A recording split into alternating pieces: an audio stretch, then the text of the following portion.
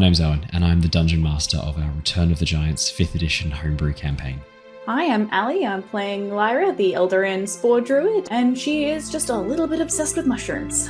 Hi, my name's Simon. I'm playing the character of Ember. I'm a wildfire druid who's on a quest to be the very best there ever was. Hi, I'm Dave, and I play Harry Harrington, the Harrengon, the roguish merchant with the heart of gold. My name is Christian. I'm playing Bartholomew, the romantic dancing Owlin, Paladin of devotion. Hi, my name is Matt, and I'll be playing Niles Silverwind, the Owlin, Way of the Sympathy Monk. Hey guys, I'm Jared. I play the character of Threign, the boisterous frost giant, the Goliath, path of the giant Barbarian. Hello there, lovely listener.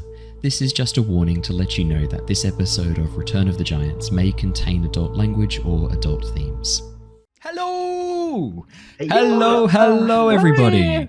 Welcome back to the Lost Archives. We are playing Dungeons & Dragons 5th edition, our homebrew campaign, Return of the Giants, and we have indeed returned after a week off. It is wonderful to have you all back again. And we have a full cast here tonight as well, which is very, very exciting. Jared's camera is off. If you're watching on Twitch or on YouTube, you won't see his gorgeous face tonight. Just for tonight. Got some technical stuff going on, but I he will be be back next week. He'll I've be back had a with little his bit of problems with sexy it. Sorry, face. guys. No, it's all right. It's worth it. I'm willing to wait for the return of Jared's sexy face, which is what we're renaming honestly, the campaign. it is probably better for everyone at home to not see my ugly mug. So I don't think that's fair at all. Denied. And I'm just gonna cut that, and then I'm gonna re-edit it with an AI voice thing, so that it's just Jared being like, "I love my face." You don't realize it, Jared, but Owen is literally like the Wolverine meme. Like he's laying in bed holding the picture frame, and it's just a picture of your face. That's it. One single tear rolling down his face. I bottle them. They're really, really good with a bit of salt around the rim and a shot of tequila. You should sell them on our merch store. Sell my Your bottles tears. of tears. Whoa. Premium Owen tears. How much are they selling those for? I don't cry enough to even fill a I bottle. wonder if people would buy. Like going into that's why they're low in supply, so they'd only be worth more. True, Dave. That's bathwater. I'm not happy. Oh dearie me. I guess we could bottle up salty DM tears. That could be a fun thing for like. It could be a fun. Oh, do you know what'd be really cool? You know, there's like liquid filled dice. Get like some like liquid filled dice and say they're filled with the tears of DMs. That'd be great. I think that'd be a really funny thing to have. We've got no other fun announcements to share apart from the return of Jared. And for those of you who have been enjoying the playthrough of Disco Elysium on YouTube, the episodes will be coming out. They'll be dropping in between our D&D and Avatar Legends sessions as well. So I hope for those of you who've been watching it, you're really enjoying it. For those of you who haven't started watching it yet, I do thoroughly recommend it. It's an incredible RPG. And obviously as the main character, you're not voiced during the playthrough of it, so I've voiced the character of the main character of Disco Elysium with the voice of Grinner from our Curse of Strahd campaign. It seemed the most appropriate for an amnesiac alcoholic detective. And if you have been watching Curse of Strahd, you'll know why it fits perfectly. The only other fun news I have is not super fun news, but the end of July, the last week of July, we won't have any sessions. I'm away for a conference. Big sad, but we will be back the week after. It's just 1 week off. Specifically, what dates are those? Yeah, specifically the dates are I think the 22nd will still go ahead with Curse of Strahd, but the 25th, which is the Return of the Giants on Wednesday, and the 26th, we won't have any sessions those weeks because I'll be away for a conference. Unfortunately, I wish I wasn't, but I can't get out of it. Simon did manage to get out of it, so massive congrats, mate. Yeah, look, I do what I can, just trying to avoid those flights and stay quiet down in Melbourne. Yeah, no, it'll be good. So it's not a fun conference. Look, it's fun when you're an attendee, but when you're there, like running a booth and they're there, like it's not as much fun. Well, it would have been fun if Simon was there, but he. I know. You in the dust, Owen. It would have been fantastic. Normally, Owen and I share a room. It's a good bonding session, isn't it, Owen? Oh yeah. It's on the Uwu Yeah, you voice. spelt bonding. You missed the AGE Exactly. at the end. But that's okay because we do then also. Yeah. Yeah, we do also. Owen's on another fucking tear today. Yeah. We what do is also happening? we do also get to share a room in August though, because we do have there's another conference in August that both Simon and I are going to, which is actually local for me. But I've said that I'll be sharing a room with Simon just because I know he gets cold in the evenings. Exactly right. I need someone to cuddle up to. Exactly. So I'll let you know the dates for that August one. I can't remember it off the top of my head, but the July one's the more immediate one. Simon looks like he remembers. No? 15th, I want to say. So it starts on a Thursday. I think it is so we'll still have the Wednesday yeah. night session. It's just the Avatar will miss on the Thursday for that one. Sorry, guys. That's it for fun announcements. We've got a big recap to get through to get everyone back into the speed of things for the session. So let me do the recap and we will jump straight back into the session. So, the Tempest Adventuring Guild, a name now legendary across the lands of Nostea, has formed a brand new team.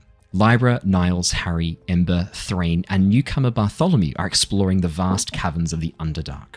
Drawn below by rumours of stone giants taking over territory, it has come to light that the Duergar are providing the stone giants with slaves as part of a massive mining operation. The team are currently assisting the gnomes of Blindenstone, the last city stronghold of the Svirfneblin. After discovering the city seemingly abandoned, the main gates broken open and debris scattered across the streets, the team climbed the central tower looking for signs of life. When Niles went for a little flyby, he found it in the form of an enormous draconic monstrosity called a Behir, only just able to escape. The team fled deeper into the tunnels, the sounds of destruction echoing behind them. With time of the essence to save Harry, who had been captured by the drow, the team were forced to leave Blindenstone behind, promising the gnomes to return shortly and help them locate their friends and family. With Harry now rescued, the time has come to fulfill that promise.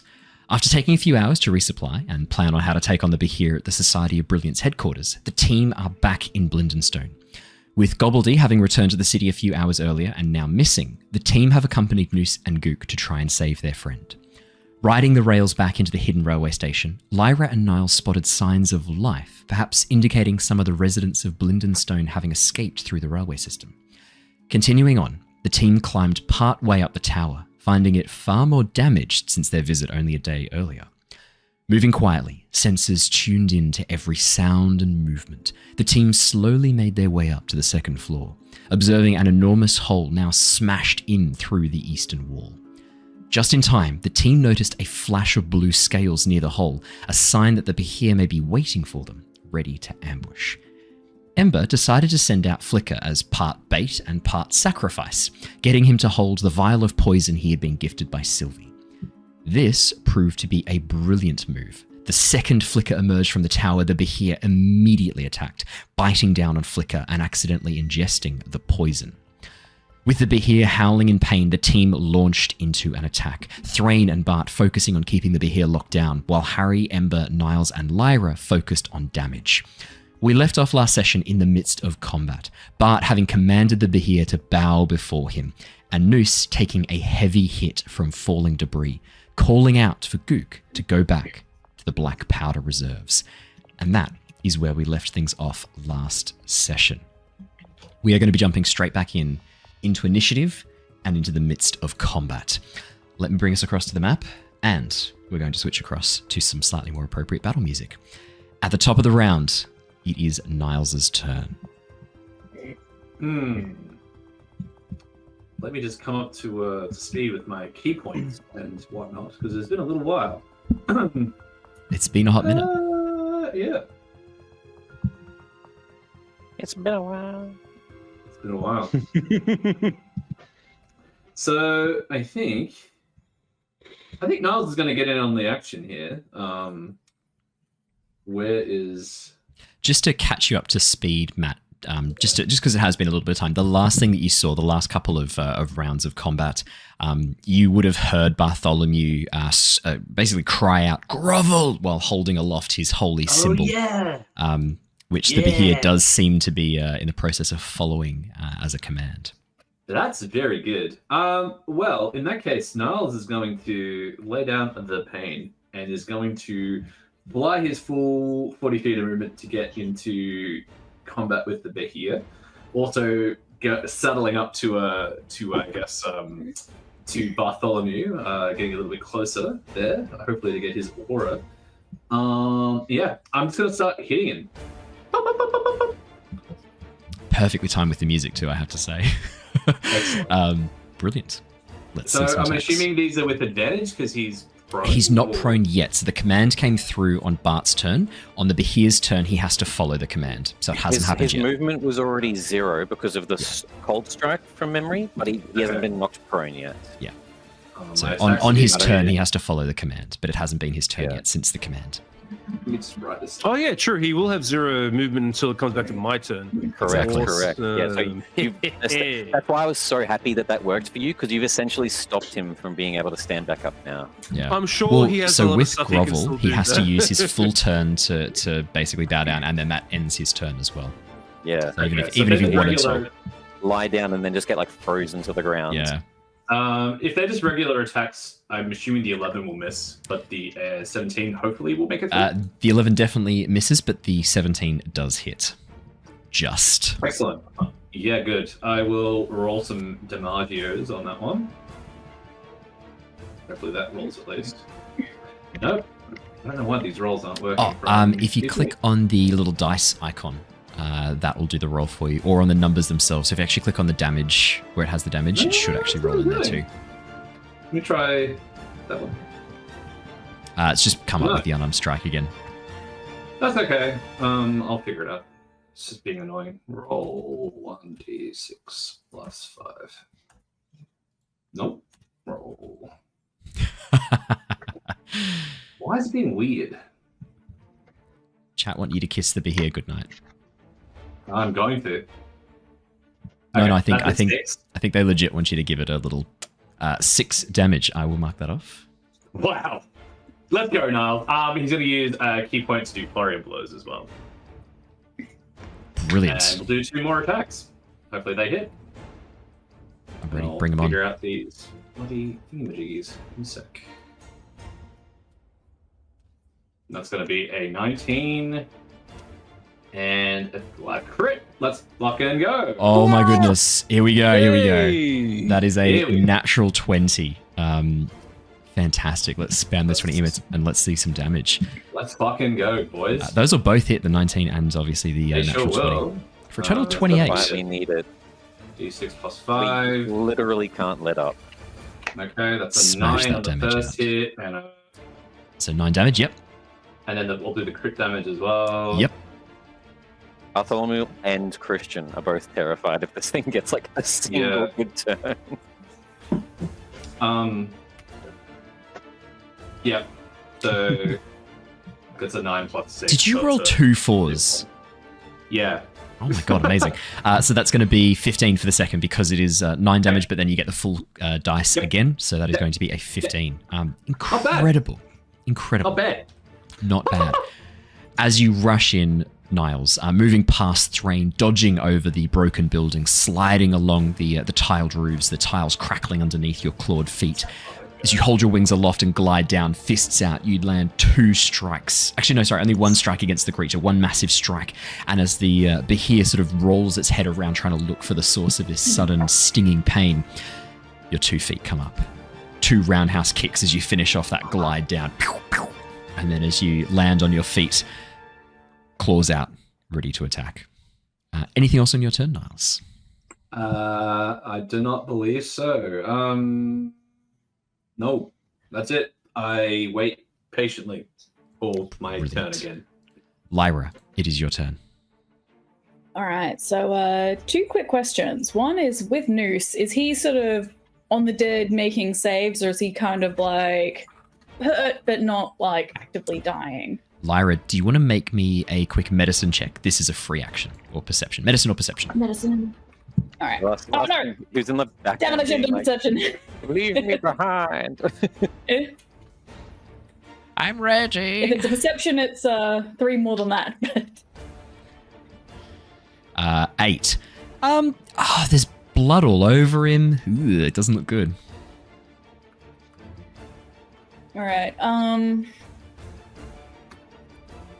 She's gonna sort of, if she has time, she'll sort of shout out to Ember and just sort of be like, Ember, do you have a spare spell slot this round if Noose is looking bad? Because otherwise, I got some spell-related plans. I can certainly help out. All right. In that case, leaving poor Noose for a couple more seconds, she's going to cast summon conjure animals, and I'm going to conjure 8 constrictor snakes. Oh my god. They're all large, and the Behir is huge, right? Yeah, let me bring. One size larger. It is huge. Let me summon in 8 constrictor snakes onto the map. I'm going to give you control of them. You were going to be in charge of them because I cannot. That is that is a lot, and they're all large too. Wow. Yeah. We were joking before about DM tiers. I could fill a bottle right now with salty DM tiers. Is the Behir ready to have the same phobia as Indiana Jones? I don't know. Let's find out. Let me see. I should have a giant snake icon. Give me a second. Helps if I don't call it snakes, I reckon. Yeah, I've got a giant snake token. Look here in the Twitch chat, name all of them. No. Okay, Ali, I'm going to give you control of these snakes. How far away from you can you summon them? 60 feet. So 60 you might sort of, yeah. stand up, go up a little bit closer if he needs to. Before you start copying and pasting them, they're all large. Oh, thank you.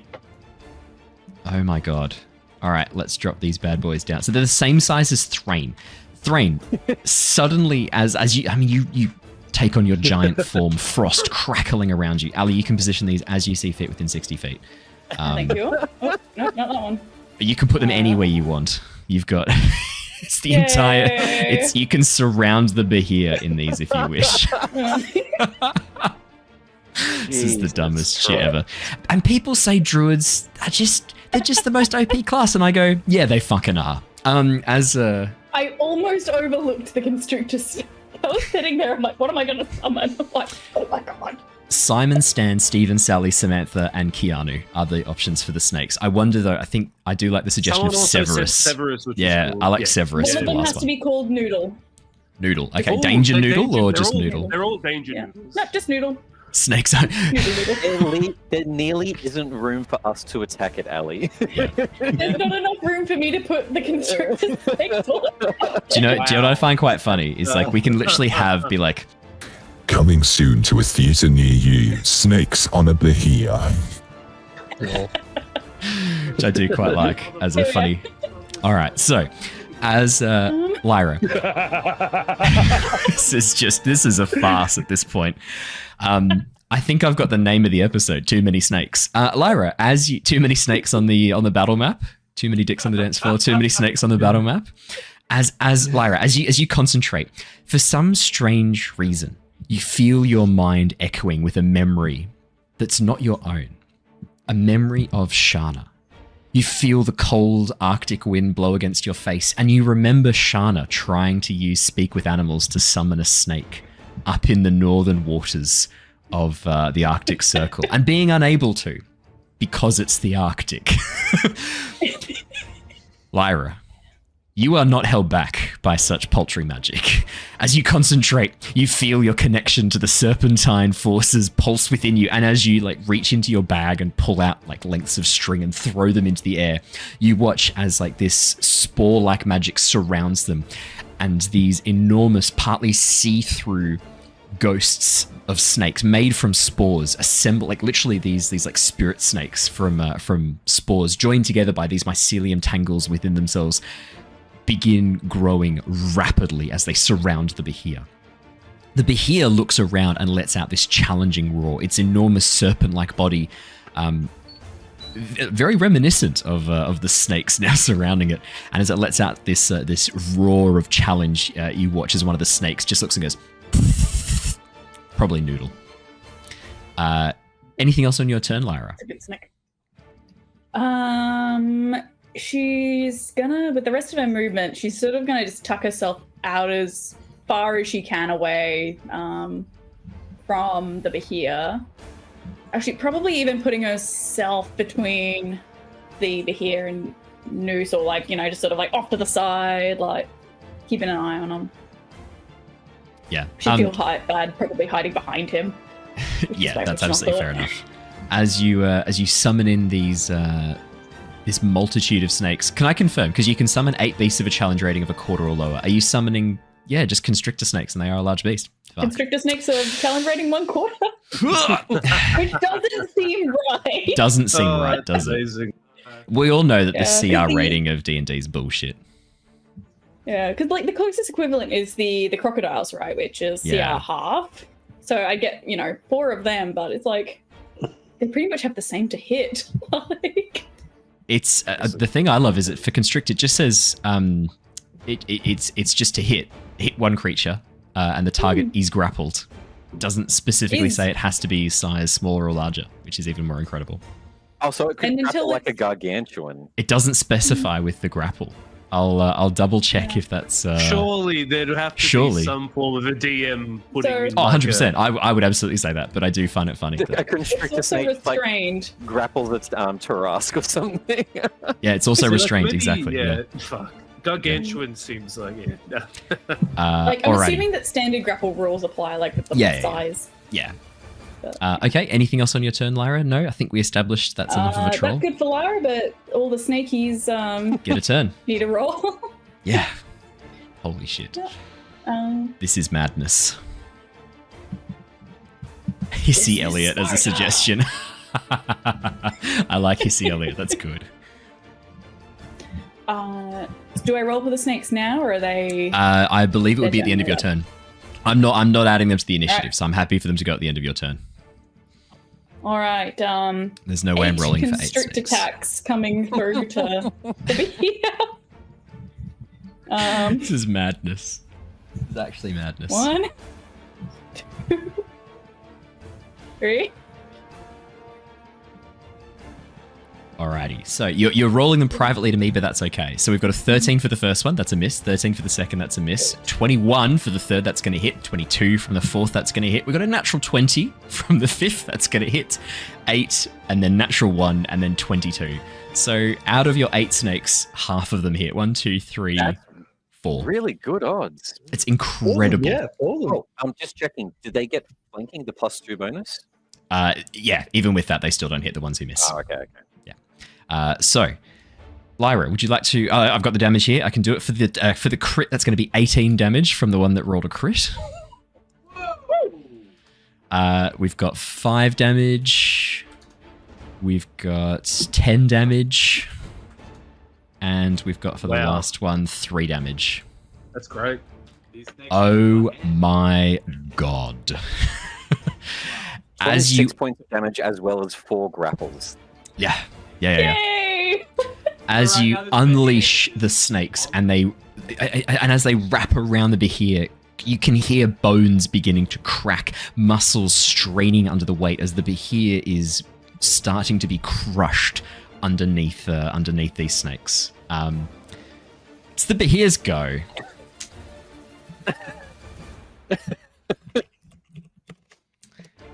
The Behir is going to go prone? Yeah, it has to. It's got no choice. The Behir, yeah. I was just double checking if there was anything else I could do, because there's a thing that it might be able to do, but it actually can't, unfortunately. The Behir lets out a roar of frustration as it has to follow the command of Bartholomew, and as you wrap it in the snakes, you hear, "You shall not hold me.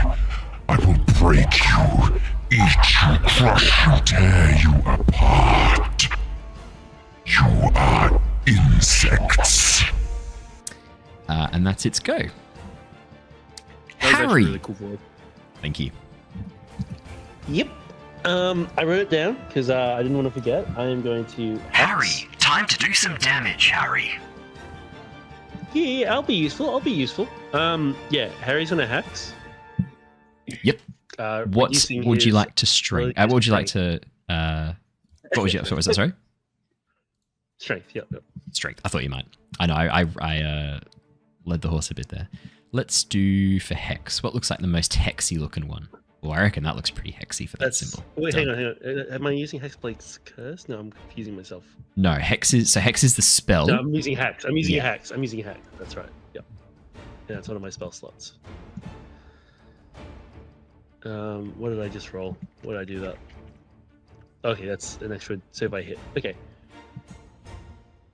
So that's his bonus action. He will then, shoot an Eldritch Blast. He's Fantastic. in a free position, just a bit more around. Kind of, he's not going to be able to bonus action hide, but he's going to try and take cover underneath that higher. Trying to find a gap between all the fucking snakes. Yeah. Harry, as you dart across the rooftops, it's proving difficult finding a part of this Behir that's not currently covered in snake.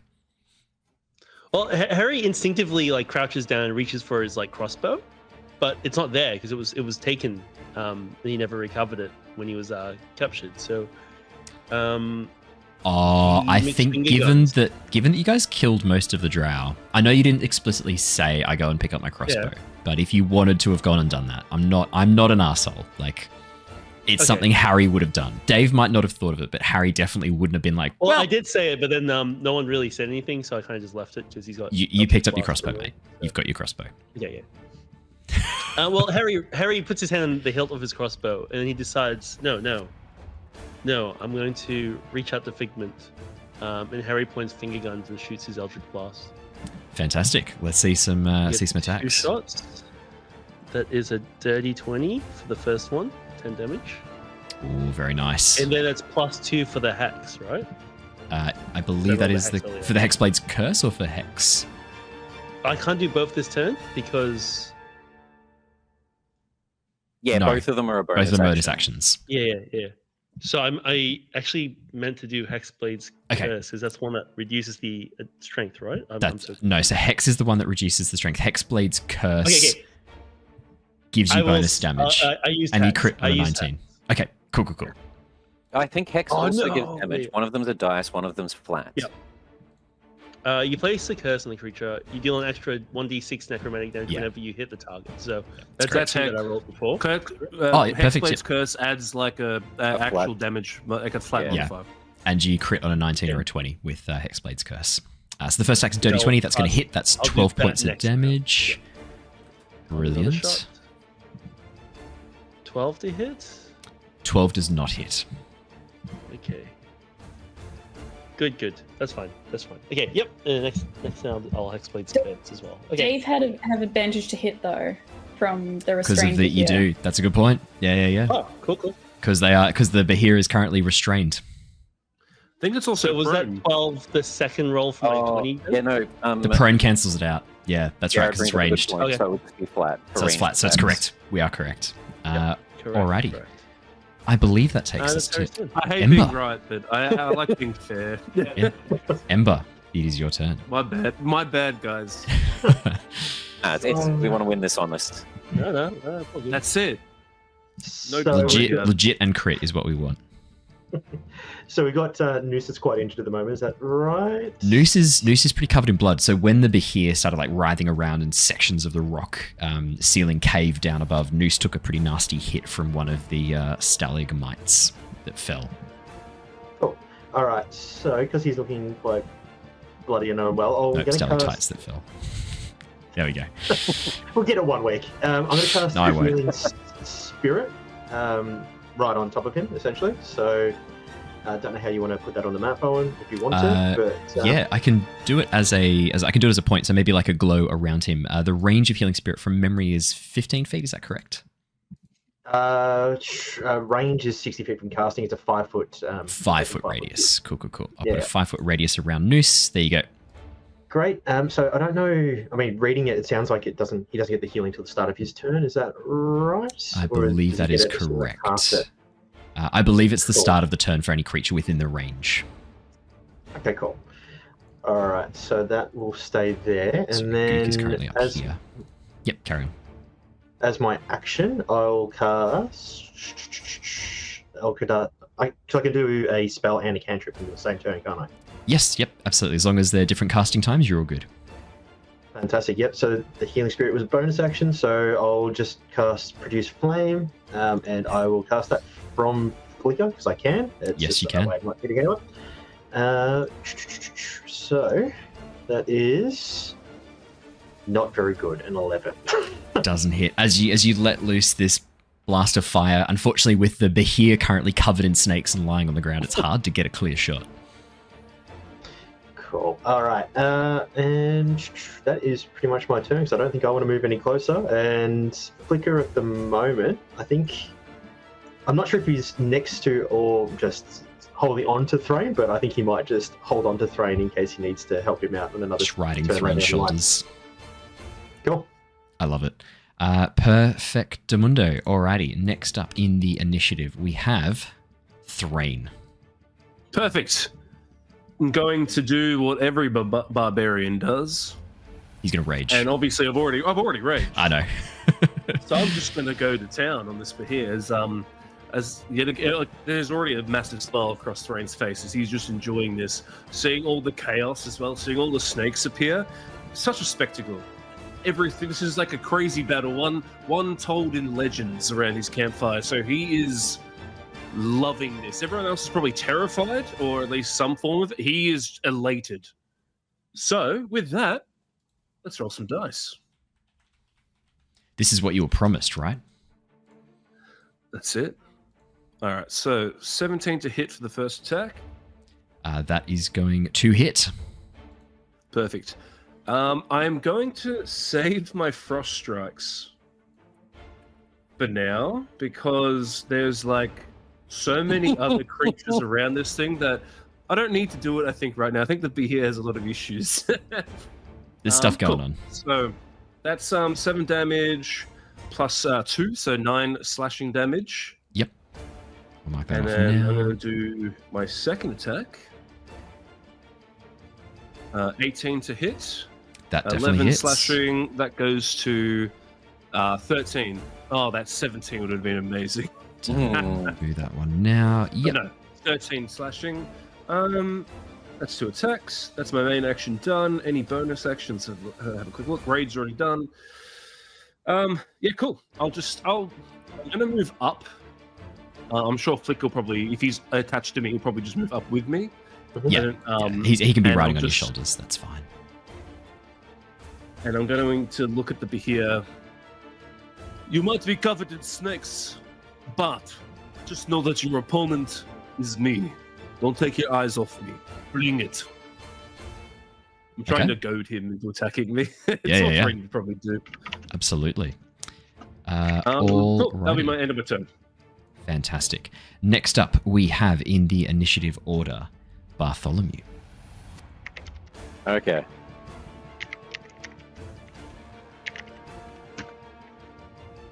Oh, sorry, Owen. Just quickly. Oh, my attack's deal an extra 1d6 damage because of my elemental cleaver, so I just need to roll 2d6. Yep, no dramas. This frost damage, sorry. That's just a very new ability that I just got. That's wow. 2 frost damage. Done. I will add that right now. I was so unlucky. I rolled 2 1s on my d6. That's really unfortunate. Oh well. That's not wrong. Okay. DM. Hello.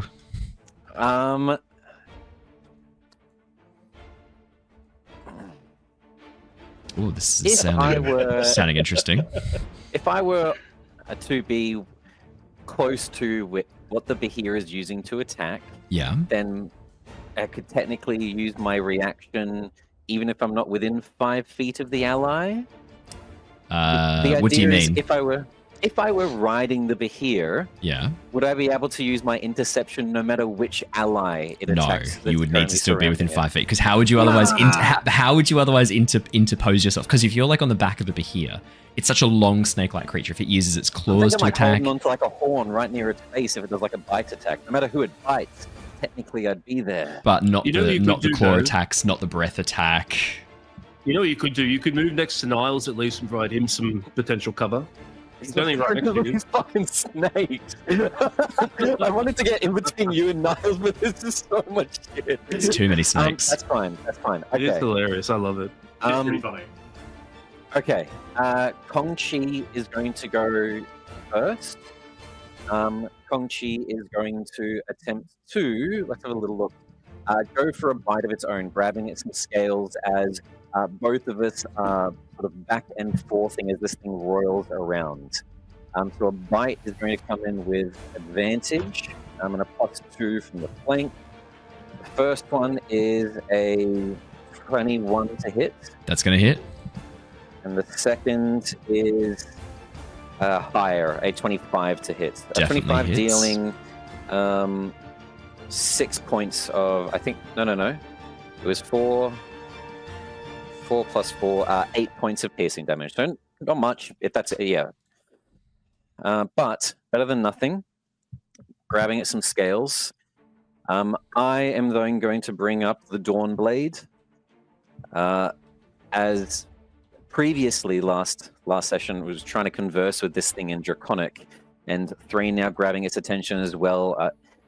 It's sort of focused, I'm guessing, around like just the entire battlefield and anger as roaring at everyone before. So in this moment, I'm going to try to use the Dawnblade and just slice upwards for the first time, rather than, I guess, bluntly hitting like I've always done. I don't want to be peaceful with this thing. I know how dangerous it is. The books that I've read, the way that Niles was talking about it before. Threign is just in complete euphoria at the moment. Bartholomew is having on the verge of a panic attack. If this thing gets one moment, that could be someone's head gone, just like what nearly happened if Flicker hadn't saved someone's life, technically. And yeah, the Dawnblade will come up for my first attack. Luckily, I can just do the advantage, or so it'll just be one. So the first one is a hit, a 25. Definitely hits.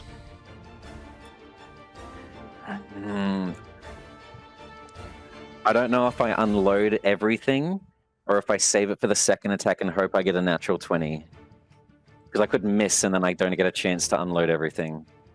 That's true. If you've got the advantage anyway, Yeah. it's not arranged. Like, see if you get the 20 at the advantage, and then No, that was rolled. It's always with nice to. Yeah. The next Oh. one, the next attack might roll with advantage.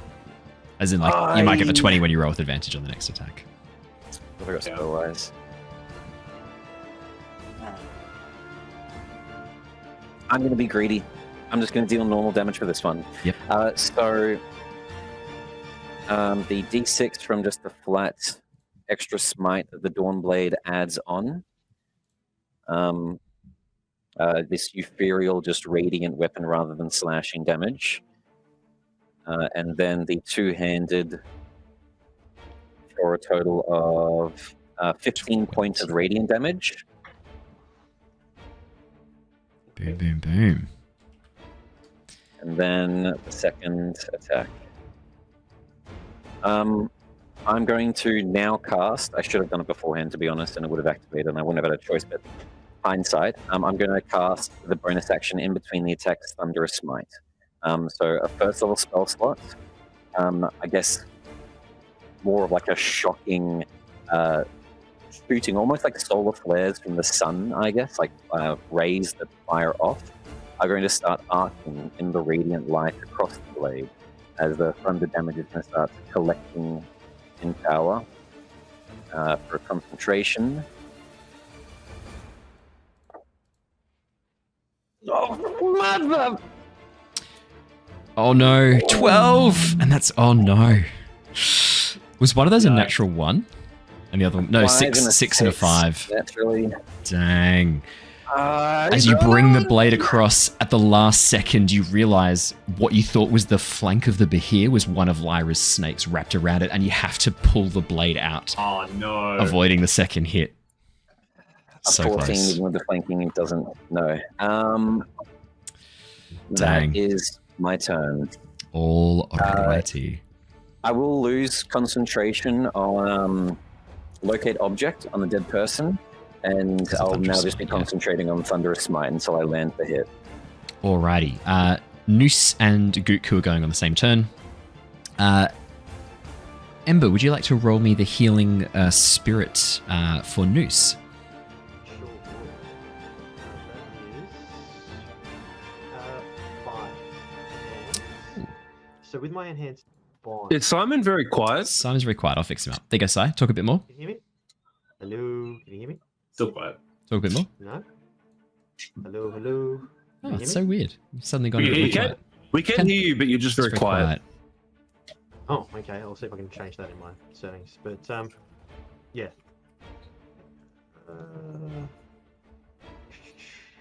Is that better? No. No, I've got you up to plus 565%.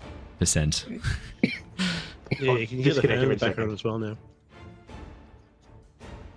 That's okay. Don't worry too much. I'll see if I can. Oh, it's trying to use your stream webcam. Did you want to use your headset? Yeah. I'll request it right now. You should get a little thing saying that I've requested your. Can you hear me now? Yeah, that's better. Yay. Much better. Cool. So that is 5 healing. With my enhanced bond, Yes. so I get 4 uses of healing spirit. Yep. Do I have to put the enhanced bond on the first use of Ooh. the spell? Good question. Let's have a quick look. Good. Let me read. Well, yeah, because when I read it, it just says that once per casting of the spell. It doesn't necessarily say the first if it's a. Yeah, that's a really good point. Let's have a quick peekaroo. Because I'm Okay. assuming it's not for on separate turns. I get it. Again, it's just for the first time you've used that. Yeah, exactly right. So so you summon forth. Anytime you or a creature you can see moves into the spirit space for the first time or starts its turn there, you can restore 1d6. Yeah, I would say that it's up to you when you want to use that. I would say that that's your choice. It deals fire damage or restores hit points. Yeah, absolutely. I would say that you can choose when you apply that. It doesn't have to be now. Cool. I won't use it just now then. Cool. Yeah, I would legit say that you can use those when you need. Done. Alrighty. As Noose regains health, you watch as the wounds that Noose sustains slowly begin knitting back together. The blood gushing down his face dries in an instant, the cut underneath ceiling, and as he slowly shakes his head and looks up, he's looking much, much healthier. He shoots you a quick, grateful glance, Ember, and then looks towards where Gook has run off to. And as Noose sort of turns around looking at who's nearby, Lyra and Ember, Lyra, he looks you in the eyes and goes, I've sent Gook off to go and try and find the black powder reserves. See if she can find something to blast this creature. I'll need to be on standby ready to ignite. When I give the signal, you'll need to get away from it. The signal will be let her blow. Okay? Maybe just run? We can't hear you, sorry, Ali. You might be muted. There you go. I think we'll get the idea one way or another. I'll try and I'll make it clear when she gets back. Gook is going to. We'll keep an eye out for her. Gook is going to use her movement to rush down and then sprint towards the circular building down the main road. And you watch as she ducks around the edge of the roofing. She seems to become very, very hard to see for a moment. Now it would be Niles' turn, but first it is the end of the round. Who has a passive perception of 15 or higher? Passive perception of... I had 15. I'm exactly 15. 15, I can see. 16. Harry... Oh, fantastic. No. Harry, Lyra, Ember, and Niles, you all hear throughout the cavern, echoing with the roar of this enormous beast, the enormous draconic form. You hear this strange chittering coming from the roof. And as you look up at the top of the cavern wall, you see dark shapes suddenly drop from the ceiling, landing around. The Behir suddenly incapacitated, providing the scavengers a chance to emerge. As oh shit! Four etacaps spring down, dropping, thinking the Behir, because at the moment, right, like they're not very intelligent, as the Behir is on the ground wrapped up in snakes, they've been waiting for a chance. They've got it. These are some confident little hyenas. Yeah, man. Yeah, wow. Oh, yeah. Just when you thought there couldn't be any more tokens on the map. Yeah, I know. Fucking know, right? The Edicaps, I'll quickly roll for their initiative. And they'll join in the initiative. They're going to be going on initiative turn 13. This is interesting. What do Edicaps even look like? Would you like me to describe them to you? Yes, please. I'm assuming, obviously, Bipedal. passive perception might see them. Yeah. Oh, yeah. Imagine bipedal, almost slug-like creatures. Very long legs with these two large, massive claws. Mandibles around the face. 2 sets of mandibles, almost like a cross between a spider-like face and that of a lizard. This very large, hunched-over, bulbous, purple, scaly body, and protruding stomach down around the abdomen, thorax. Very long, wicked, sharp claws. They're meant to be spider people, but they kind of look more like termite people, to be honest. I would agree with termite people. Yeah, they look like giant mites. Actually, would be how I would describe them. They do not use their surprise attack. Their surprise attack is to drop from the ceiling down around, noticing a chance for them to feast on some fresh meat. They seem like they're interested in us at all, or are they more interested in the Behir? As you look, it looks like they are very much focused on anything moving currently. Oh, cool. Okay. Sick. They do not look very discerning. Niles, it is your turn at the top of the round. Look, so Behir is no longer under the word of command, right? Like that's only a 1-turn thingy, or is the command is over. The command is over. Okay, great. Niles is gonna do. He's just gonna do what he does best, which is hopefully hit it with some unarmed strikes. Yeah, that's fair. I'm gonna see. Will it work? Did I fix it? Did I fix it? Look at that art. It's so cool but ugly. It's I think it's kind of cute a little bit. The face is kind of cute, and then the rest of the body not so much. If they could talk, Owen, what would their voice sound like? Yep. Don't forget I was mentioning more like Abe's Odyssey. Well, I'm glad I have advantage because I was critted again. Natural 20. It's very nice. It's a natural 20. Yeah, and Christian's just sitting there like, why? I sold my house and gave all the money to roll 20 and they haven't delivered yet. You know what's even better is that when you were talking about the net 20 and then literally fucking Matt was saying it will come, patience my lord, patience. Yeah, immediately he gets one. Yeah. Patience my liege, and then he steals it. They've still got the same +8 to it, but those are of the shurikens, not that I noticed it's the same thing. Yeah. Cool. So that's going to be a natural 20. Is definitely going to hit the other attack. 15 doesn't hit. 15 with the flanking. Oh, sorry, the flanking 17 is the DC. Yes, it is. Yes. All right, cool. Okay. I will roll some damage on those. Ooh. Let's see that damage. That's 2 nat 20s for you, man. That's crazy. He's hogging them. And pretty good rolls Selfish. as well. So that's 10 for the first, which is 16 damage. So full of envy. Yeah. Seething with envy, I am. Yeah. And then, it's 10 and 11, so we'll take... so 16 and 11. Yeah, 16 and 11. That's Just 27 points of damage. Cheeky 27 points of damage. Anything else on your turn, Niles? Sorry, boys, let's do it again, boys! Let's go again. He's going to get another nat 20. You ready for it? It's funny. During the Curse of Strahd episode on Monday, I said I can feel a nat 20 coming, and literally the next roll was a nat 20. It was incredible. Is that for you or a player? No, not for me. For a player. It was Has. I think he had like 3 or 4 nat 20s. Yeah, he had. I think he had 3 in the whole night. And I was saying like, because he'd had the 2, and I was like, I can feel another one. He's like, no, I've already had 2. I was like, no, I can feel another one coming. And literally the next dice roll was another nat 20. 23, Niles. I feel like the next one's a nat 20. Damn it, it's close. It's close though. 19. It was close. That's definitely going to hit anyway. 27, take up to 29. And 18. So yes, 2 more hits. I'm just rolling a lot. I'm just clicking my D&D screen like. Hey! And I'm also gonna throw in a stunning strike. That's down. That would be so good. Be great. I'm hoping for it, but we'll see. It probably won't go through. 6 and 11. Yeah.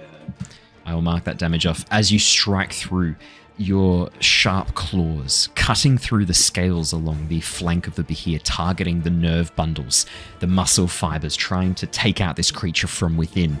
You hear this roar echo through the cavern, and as you watch, you can see the Ettercaps excitedly chittering, seeing the Behir in pain. I get a little applause. Oh, that's nice.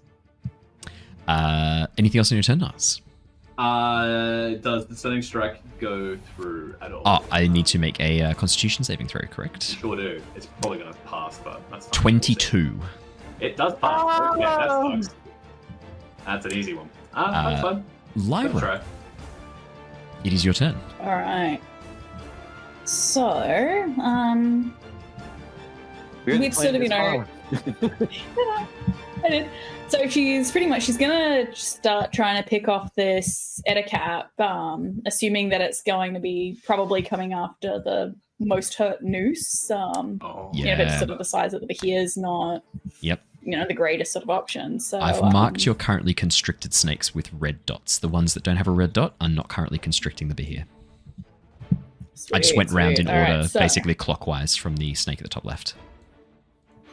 Too easy. So, in that case, I'm going to chill touch with my action this closest Ettercap to us. Yep, absolutely. Doesn't look like it's going to hit. Oh no, 24 to hit. 24's definitely going to hit, yeah. I was looking at the 2 that was, 9 necrotic damage. And then with Noose, is he sort of looking like he's a little bit hurt now? Or only very marginally hurt. No, only very marginally hurt. Yeah. Okay. In that case, I'm going to see if I've got any other bonus actions. Nah. All right. She's going to put herself between Noose and that closest Ettercap, I think. Very fair. And then the sneakies that can attack are gonna keep, just trying to keep up that constriction, essentially. Yeah, you've got four snakes that can constrict, 4 that are constrict. Yeah. 1, 15 2... plus flanking does also hit. rolling with advantage, these snakes? It's still prone, so yes, they are. So the first one is a 22 that is going to hit and constrict. Advantaged attacks. It's insane. 23 is going to hit. Yep. Oh my. And 20 is going to hit as well. Yep. And we just need. Hang on, all right. So that was 24. 18, just the last one. Yep. 20. That's going to hit as well. The Behir is currently constricted by all 8 snakes. That's a lot of DC-14. This is incredible. I think I've seen this. It only needs 9 turns before it can be free and attack us. Well, that's if it just does the strength saves to escape. Anything else on your turn, Lyra? I think that's pretty much it for her. No, she's good. Alrighty. Assuming. Oh no, they're all constricting. Never mind. I scrapped that. Okay. I was going to move them, but they can't. How many legs does a Behir have? 4. Maybe 6. Let me have a look. No. 1, 2, 3, 4, 5, 6, 7, 8, 9, 10, 11, 12. However many you want, Jared. 6. 6 sets of legs, so a total of 12. I was hoping it'd be 8. Okay. 8 legs. One around each leg. One snake for each leg. It's still got some legs free. You watch as the Behir, finally free, no longer bowing before Bartholomew. You watch as it slowly stands up. Oh no, it can't because its movement speed is 0 while it's restrained. You watch as the Behir lies there, wrapped up by snakes, its legs pinned to its side, as it looks around at all of these creatures, basically clinging onto it.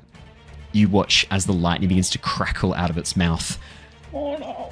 and then shift across its scales, the lightning blasting down the length of its body as it surrounds itself in a lightning shroud. I need every creature within 5 feet of the Behir to make me a dexterity saving throw, please. That could be really bad for the snakes. It could be bad for me. What the heck?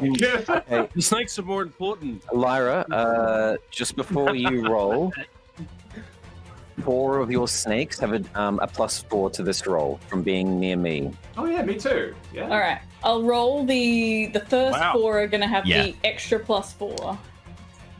Threign, that's a 6. Oh. Even with danger sense, that's a 6. Yeah. 20, that's 30 for Niles, plus the 4. The first snake is going to be a 12. That is going to be a fail. The second snake's going to be a 24. That's a pass. So the snake next to Kong Chi's fine. The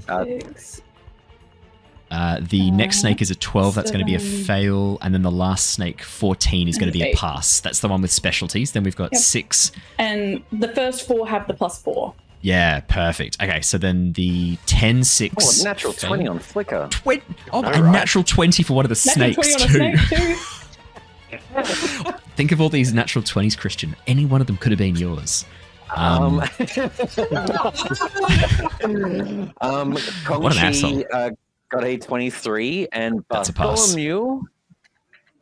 Bartholomew. Thank God. 23, that's a as pass. well. That's a pass. Owen, I'm going to use my birthday inspiration. Would you like to re-roll your Good deck save? Time. Yeah. Oh, yeah. Okay, this could be bad. Yeah. That's better. Yeah. 17 is a pass. Okay. There we go. So everyone who has passed, you are taking half damage on this. Everyone who has failed, it is going to be 24 points of lightning damage, so halved to 12 for the. All things considered, even though that doesn't sound like much, if you timed that by a good 12 creatures that are around it, that's like 200 points of damage. Shitloads of damage. While that is, yep, How much was it again? Sorry, 14 for me? 24 and then halved to 12. Halved. I take no damage. You just. It just watches Threign as the lightning crackles across you. Just slowly pick a little bit of meat out of your teeth and then just eat it. Okay, No, so give the Behir. so the first snake. So we'll go. I'll go from here in order around for the snakes that are within range of Bartholomew. So the first snake passes. The second snake passes. This snake passes, and this. Oh no, sorry. The first snake fails because it got 8. So that's dead. Then pass. Dead. Dead. Dead. Dead. See, down to 3 snakes. That's not right. You should be on 4. I've deleted 1 too many. No. There you go. There you go. What was the pass? Sorry, was it? Those that passed took 12 damage. Those that failed took 24. And so DC 14 was the pass. Oh no, sorry, 14. you're correct. Sorry. Yep, sorry. Let's give some snakes back. I owe you some snakes. So +4 to the first 4. Yeah. So, oh no, that's still 12. That's not enough. So that's the full damage. 14's the DC. Okay, so that's 1, 2, 3, 4. So 5 snakes are dead. So you are down to 3 snakes. Okay, perfect. I thought my math was correct. I was wondering why I was struggling with that. Okay. Poor snakies. Not the snakes. No. Flicker's still fine, I take it as well, Si? Yeah, he's on 10. 10 He's hit a points. tank. Flicker, I know, right? Flicker is surprisingly good. As the Behir unleashes this lightning, Dave, could you roll me a d6, please? Thank you, Dave. That is a 4. Thank you, Dave. As the Behir lets loose this crackling lightning, you watch as the lightning around its maw begins to die down. As it looks around, still wrapped up by 3 of these fucking snakes, it lets out another roar. I will burn you, cook you, rip you, tear you, break you. That is the Behir's go. Harry. Yes. Yes. it's Here your you go, are, Harry. Hexblade Curse on the Behir. I will add a skull for the Hexblade's Curse. How about So that? he's hexed and Hexblade's Curse. Hex Yep. and Hexblade's Cursed. Okay. And he will take a shot with his finger guns. He's just going to ignore the Edict Kip. Yep. Good call, Harry. One shot. That's 16 plus 2, 18 to hit. That hits. So then I'll roll my hex damage. Yep. Sorry. Apologies. Yep. Roll your hex damage. I just 5 hex damage. Yep. And it's also plus. Sorry, I'm struggling to keep up. I think it's your charisma modifier from memory. Okay, which is 4. Yep. So that's a total of. So 9 points of damage plus 16. 7. Yep. Yep. And then Amazing, my next Harry. attack. Yep, it all sticks up. The next is a 19 to hit with a maximum 10 roll. Definitely hits. And so Plus- 14 plus. What's my hex? My God, Harry, you're becoming a problem, Harry. Problem I'm going to Yep, have to yep. solve. 17 It's points of another damage. 17 damage. Yep. Harry. Yeah. Yep. Yeah. As these blasts of... Is it green energy for you? It's like emerald green, isn't it? Yeah. Emerald green. That's the stuff. As these blasts of emerald green light up the cavern, smashing into the Behir, you watch as a section of its scales is just broken inwards and burns. This almost like radiant energy from the eldritch blast. I know it's force damage, but for the roleplay, this like burn across its chest, and as it sort of snaps, still lying on the ground, still wrapped up by 3 snakes. You can see it fix its eyes, looking around for the source of these blasts. All it sees is Harry's ears popping over the top of the roof as he's ducked down. And Amazing. Harry will use his movement and just move. Just a bit further back here, just to try and hide behind this corner of the roofing, so that the other cap doesn't necessarily see him and use him as a target. But he's also not fair. hiding. Alrighty. Ember of the Collectums. It's time to catch them all. Cool. You've knocked the health down. I think it's time to pull out a great ball and give it a shot. Yeah. Well, so I will throw a few things at it, and I will start by casting Scorching Ray. So, Oh boy. yeah, let's see how that goes. So, first one is 25. That's going to hit. I hate to beat this person again, but it is restrained. Is it prone still though? It's No, still it's not, prone. is it? Yeah, it couldn't use its movement it speed to stand up. Oh, Still wow. prone. This is can't actually stand a up until the disadvantage, snakes are dead. unfortunately. All right. Sorry, Second one. Simon. No, you're right. It's 25. anyway. Still 25 damage. These two crazy hits. Yeah. Let's go second one. 23. Oh my God. This Whoa, is you got- incredible. 23. What is happening? That's You had advantage because it was restrained, so you only actually need it. So I'm happy to just take the 2 tops, Oh. which is 2 25s. You didn't need to roll well, a these are 23. Yeah, this is a 3 range, shots. though, that's why it's. But he's got Also, advantage it's from the equal. restrained. So- Yeah, so it's just a flat yeah, so roll. it's a flat roll. So 2 25s. Flat So roll. that is Scorching insane. Ray is 3 beams, right? 3 Yeah, beams, so the 23 is the last one. all We'll just They all hit anyway. yeah, they all hit. Oh my God. That's amazing. That is so cool. You guys have had some damn good rolls against this thing. This has been nasty. So that's not too great. That's 3. I want to see some nat ones in the chat for my poor Behir. This has been a sad day for me. My poor baby. Okay. So that's 4, 8, and 15 plus I get to do an extra D8. Is that 13? What's that? 5 plus 7. 4, 8. Yep, 20. 25 damage. Oh boy. As the flames burn across the Behir, it's looking very, very hard. Very, very good. Okay, and for my bonus action, I'm going to yell out to Threign and say, Threign, Flicker can either help you get away from the Behir's next attack, or if you want, he can help you attack him by, you do axe attacks, dropping you on it. Your choice, though. Yes. Okay. Okay. I got it. Don't worry about me. Pass it over to Niles over there. He looks a little bit more scared. Look at him. What? Pardon me. Threign, I'm enjoying myself right now. I thought you were scared. That's what I heard. I mean, I was, but look at this. This is easy. Well, if that's Matt, what- I'd like you to roll me a d20 for really, really pushing the DM's buttons on that one. This is But easy. legitimately though, Simon, just give it, probably pass it over to Niles or It's a even 5. Yeah, as soon as he Other hears guys? that, Flicker's just going to go. He's gonna, Threign will probably, if you try and pull Threign out, he'll probably 13. not allow that to happen again because he just loves to be in the combat. So yeah, well, put it over. that's there. why I was thinking either way that he could do his teleportation to bring you up and drop you down on your next act attack if you wanted it's to. But cool. saying that, he'll move. It is definitely sick. Yeah, so Flicker will move 20 feet. He'll go in between Bart and Niles, or would Bart? Oh, if you could put me in between them, because there's space now. The snake's dead. Okay. Yeah. So there you go. So too happy for this next. I'm sorry. Right. Which one was that? Helix, Loose, Noosey, Severus.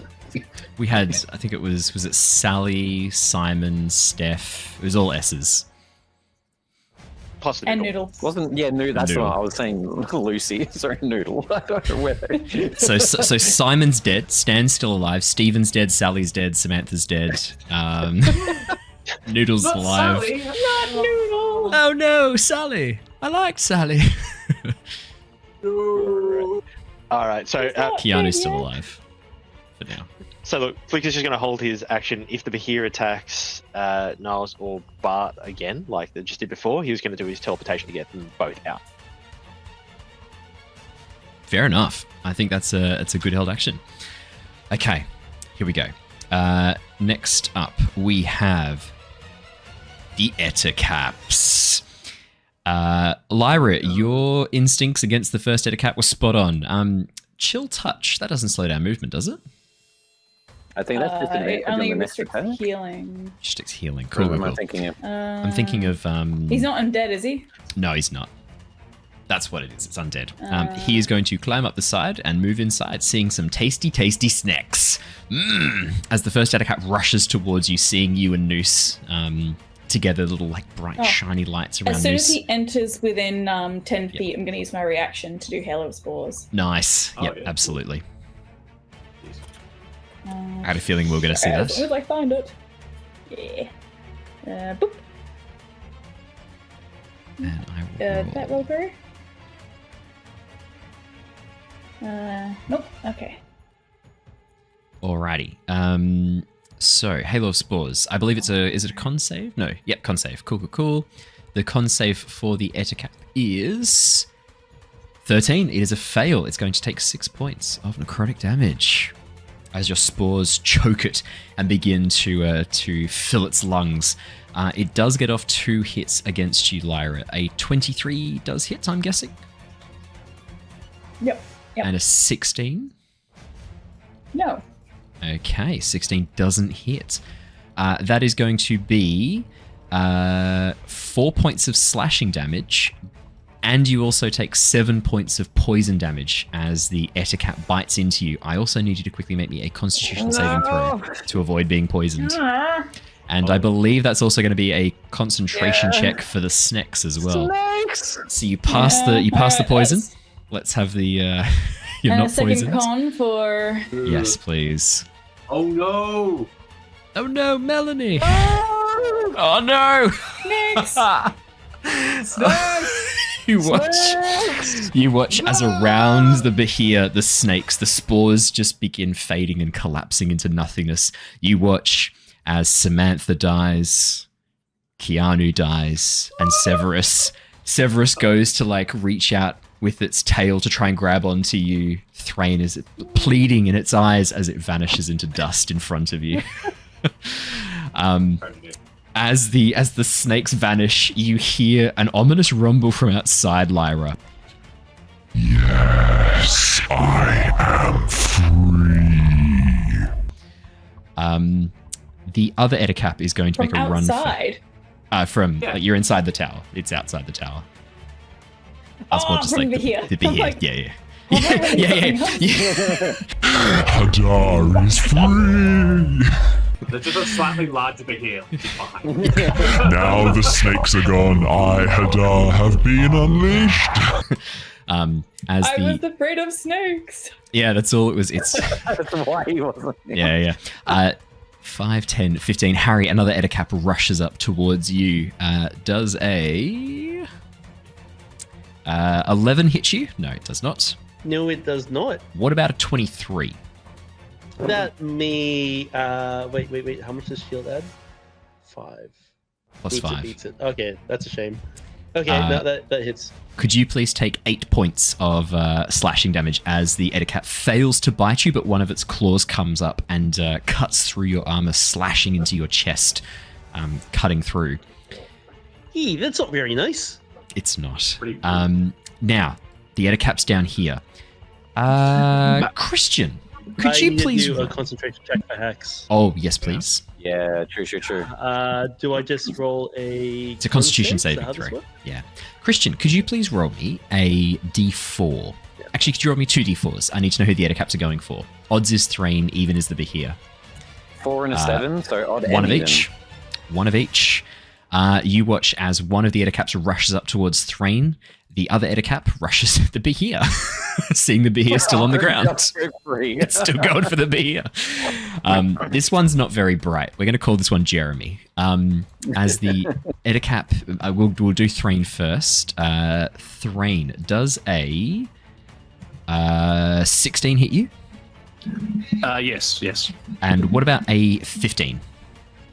That just hits. Just hits. That's my okay. armor class. Could I please get you to make a Constitution saving throw against some poison? And I will roll the Damagios. 12 is not crash up. 12 does pass, though. That is the DC. Threign, thank God. you are going to take 6 points of slashing damage, followed by... That's 3 because of my rage. 1 point of poison damage. Oh no. You haven't even gotten through my 10th HP yet? Followed by 6 points of slashing damage from the claws. Have you still got your 10 HP? Yeah. Now I've finally taken damage, and it's only 3 damage because it's been half down to because of rage. And the other Redcap's going to attack the Behir. That is going to be an 8 and a 15. They're not allies. It attacking with advantage? It is attacking with advantage. They're not allies. I'm just debating whether or not they get the flanking. They're not allies, but they are enemies of the Behir, and it is distracted. I'm going to give them the flanking because they are attacking just as I would give you the flanking with the Edicap on the other side, right? Because it's harrying the Behir, it's distracting it, it's taking its focus away. Which means one of these does hit with the plus. The flanking takes it up to 17 exactly. That is going to be 4 points of slashing damage, and you watch as the Edicap decapitate. No, I'm kidding. Comes in and steals the kill. No. The most anticlimactic moment. No. An Edicap just comes and does 4 damage and takes it out. Yeah, no. Does the Behir have to save against the poison? It wasn't the bite that hit, it was the claws. It's only the bite that deals poison damage. Does Threign have to roll against the poison? He did, he passed. Yeah, he did, yeah. I passed, just. Threign, it is your turn.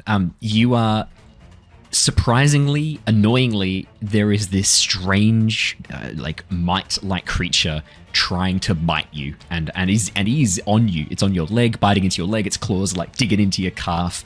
It's really frustrating. But there is also the big Behir, the one you promised you would kill right in front of you, looking pretty hurt. No snakes anymore.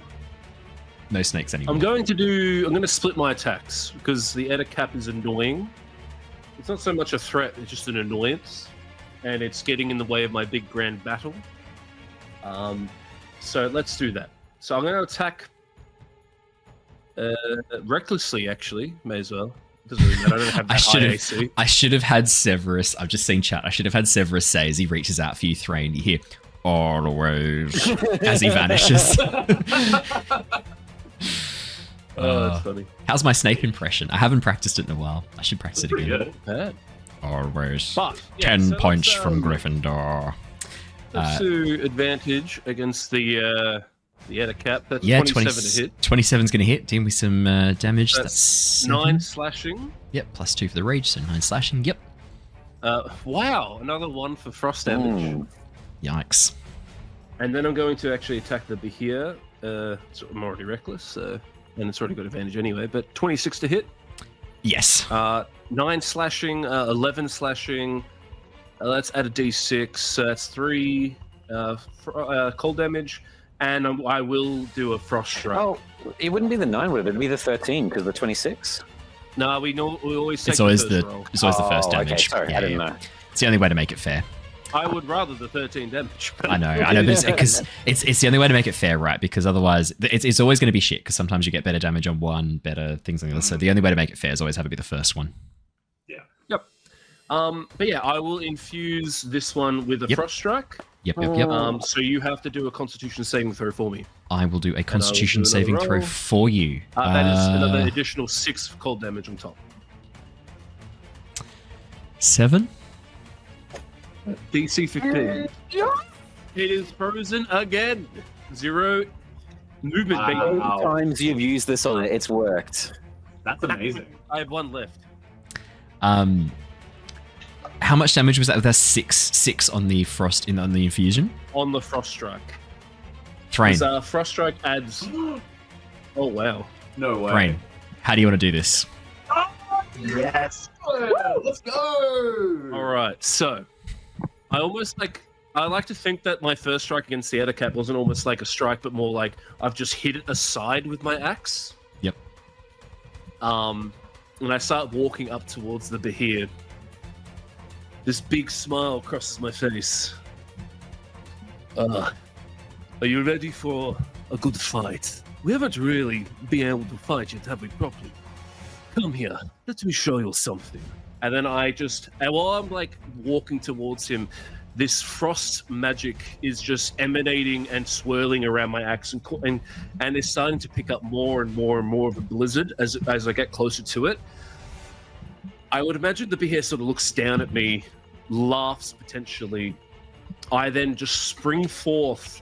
I just spring forth surprisingly, considering my height and weight.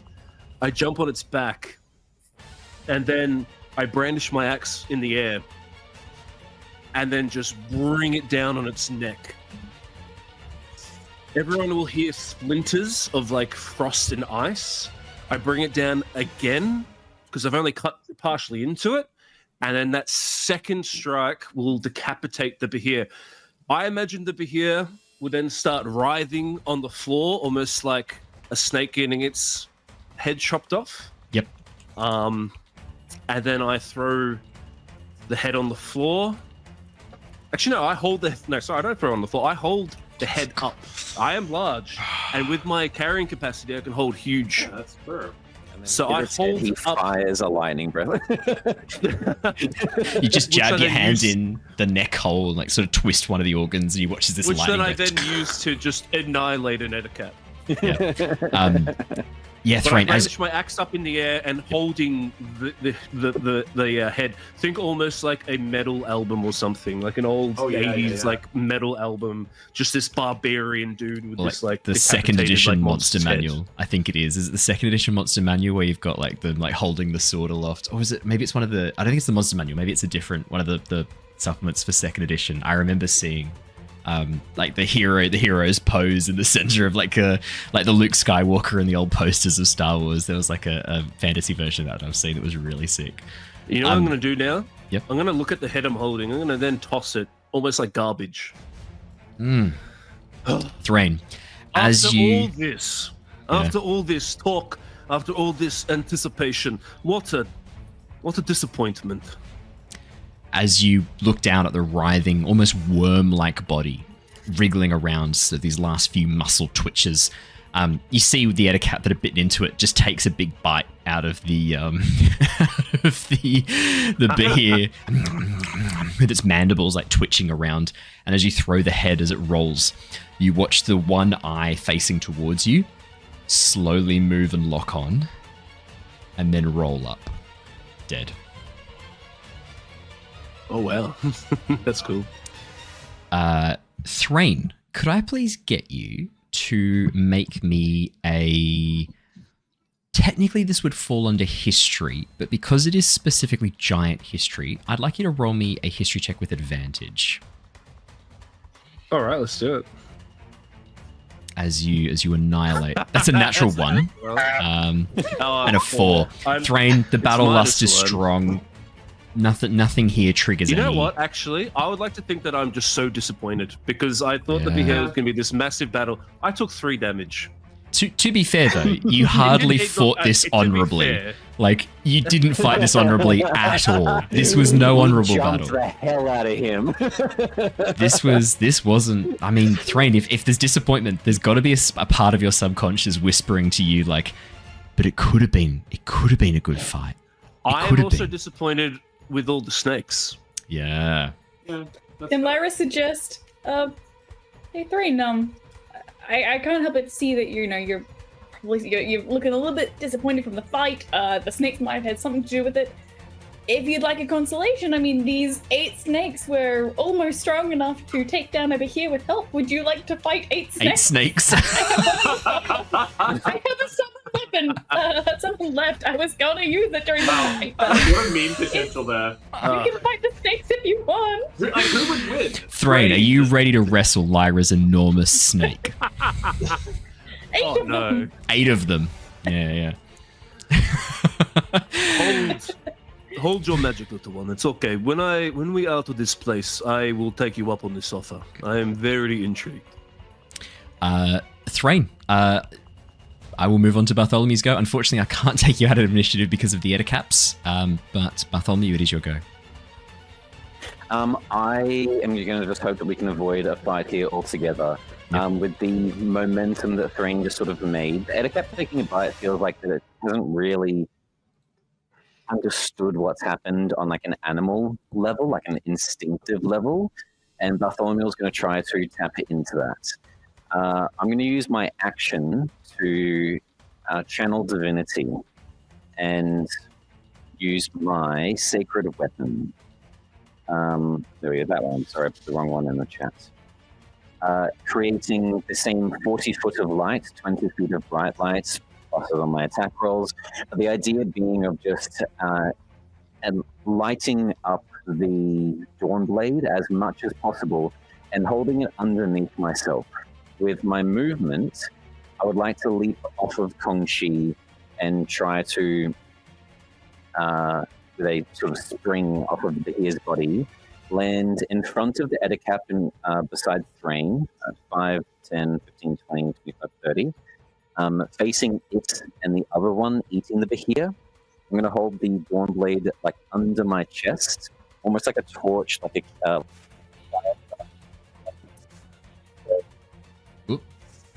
Christian, your audio's gone a little bit weird all of a sudden. Bye. Figment has taken control. Figment has taken control. Talk a bit more. Testing? Yeah, that's perfect. There we go. Okay.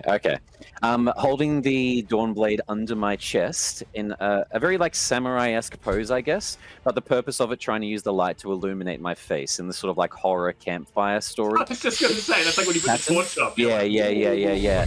And then I'm just going We to... can summon 8 more snakes. Eyes wide. I feel like they're only going to understand animal instinct, and I'm just going to, as like the hunting predator instincts of an owl, just screech at both of them. Could you please make me an intimidation check with advantage, please? Yeah, and if I can use my bonus action for that. I'm going to say this is everything you're doing is a bonus action. Absolutely. Let's get an intimidation check with advantage. 21's a good start. 21. Yeah, nice. As you let out this ungodly screech, the light illuminating your very almost alien features to these creatures, right? When would they have seen any avian creatures deep underground? As the Dawnblade begins glowing softly, I'm even going to add, like, as an owl, you like rotate your head and then rotate it back and then snap it around, like the eyes not moving at any point, locking on. And then as you open your beak wide, the screech starts deep within your throat before exploding out of you, your diaphragm allowing the screech to echo through the caverns. As it grows in volume, you watch as these creatures that hunt by hearing cover their ears in fear, looking around, making this chittering noise with their mandibles. And then as the screech slowly begins to die, you watch as they look at you, look at the corpse of the Behir, and look back at you, and then at Threign. I'm going to say at this point, having just tossed the head of the Behir away, looks like something might have just sunk into the Edicaps, Bartholomew. Okay, that is my turn. I'm going to give a whistle to Kong Chi and telepathically tell it to go and protect Gook. And Kong Chi is going to 5, 10, 15, 20, 25, 30, 35, 40, and hold an action to attack anything that would help my little jeweler friend. Nice. Yeah, that's cute. Noose is going to regain some more hit points. Ember, could you please roll some additional healing for Noose? Does he? So with my healing spirit, I can actually choose whether or not I want to activate it. Does he look like he's doing all right? Oh, sorry, I dropped out when the. It's okay. He's looking okay. He's looking okay. All right. Well, I might hold off for the moment in case someone else might need some healing after. Cool. Absolutely. Noose is going to... I'll leave him there because he's the source of the spirits at the moment, but he sort of looks at the Edicap, turns to you, Lyra, and goes, these creatures are scavengers. They go after what they perceive as weak. I just need to wipe the blood off, and we need to kind of give them something to chase after. And you watch as he pulls out a handkerchief from his bag, wipes the blood off his face, and then pegs it out the window. The Edicap, like following the smell of blood as it flies past you. At the end of the round, I'm not going to prolong this any further. The Edicaps are going to make a bit of a run for it, focusing on the corpse of the Behir, not wanting to tangle with these apparently much harder prey to take down at this point. I will bring us out of initiative unless there is anyone who wants to take out these Edicaps. Wait, are they going for the corpse? They're going after the corpse. Looks like they're going to feed on the corpse. No. If they're going after the corpse, I'm gonna fire off some stuff. I was going to jump on it and be like a defensive, like this is our kill. Cool. Okay. They were leaving the area where you were. They were going to run around the back and try and have a bit of a nibble. But if you guys are defending the corpse in that case, then we will continue in initiative. Gook rushes past Kong Chi, holding in her hands what looks like these small bags of leather wrapped up. And as she like runs in, going,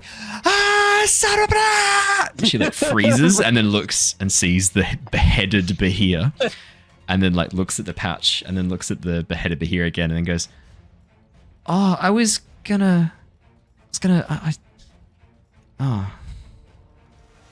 It's still cool as hell, Gook. You did a good job. Yeah. Do you want me to... Don't patronize me. Do you want me to... take out the Edicaps? It just feels like... Oh, we're okay. She, We'll save the black powder. We can blow something cool up later. She puts the pouch in her bag and wanders off over the other way back towards the tower.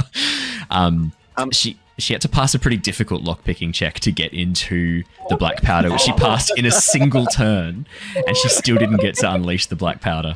You can see she's pretty disappointed. I rolled a natural 20 on her lockpicking check. My only nat 20. Even got a natural 20. My only nat 20 of the night, and it was on a lockpicking check for Gook to get to the black powder. I was like, the guys are going to be so happy with this. This is going to be great. DM, if you did want to move on, I was planning on doing the same, just scare tactic to the other two. So if they're coming to the corpse, that's even easier. Yeah, they are. They're going to be leaving behind the things and rushing off. In that case, then I tell you what, if I am happy to have the Edicaps scared off at this point, because they're not really willing to take on all of you. They were willing to take on the Behir when it was down. They were going to make a couple of strike attacks against you to kind of like scare you off. You're clearly not going to be scared off by them. Yeah, I'm happy to, at this point, say in the initiative, the Edicaps get the message and do back off, moving away from the body and leaving you a bit of space. Not going too far away. You can see them stalking the ruined rooftops, keeping a close eye for the second you guys leave, when they can return to their potential food. And with that, I will bring us back across out of initiative. I pass over to all of you. I'm going to instantly go around, and I know that the light from my Dawnblade is going to last long. I'm not sure what our plan is, but I don't like the Edicaps watching us. People can do stuff. I'm going to be doing this quietly, just light some torches and start sticking them in the rubble, sort of standing up. I'll yell out, does anyone need any healing? Quite all right over here. No, everyone looks... Swampy took everything for me. I did actually take a bit of a beating, but I'm still feeling okay. If we have some to throw around, yes, but otherwise it might be worth saving it.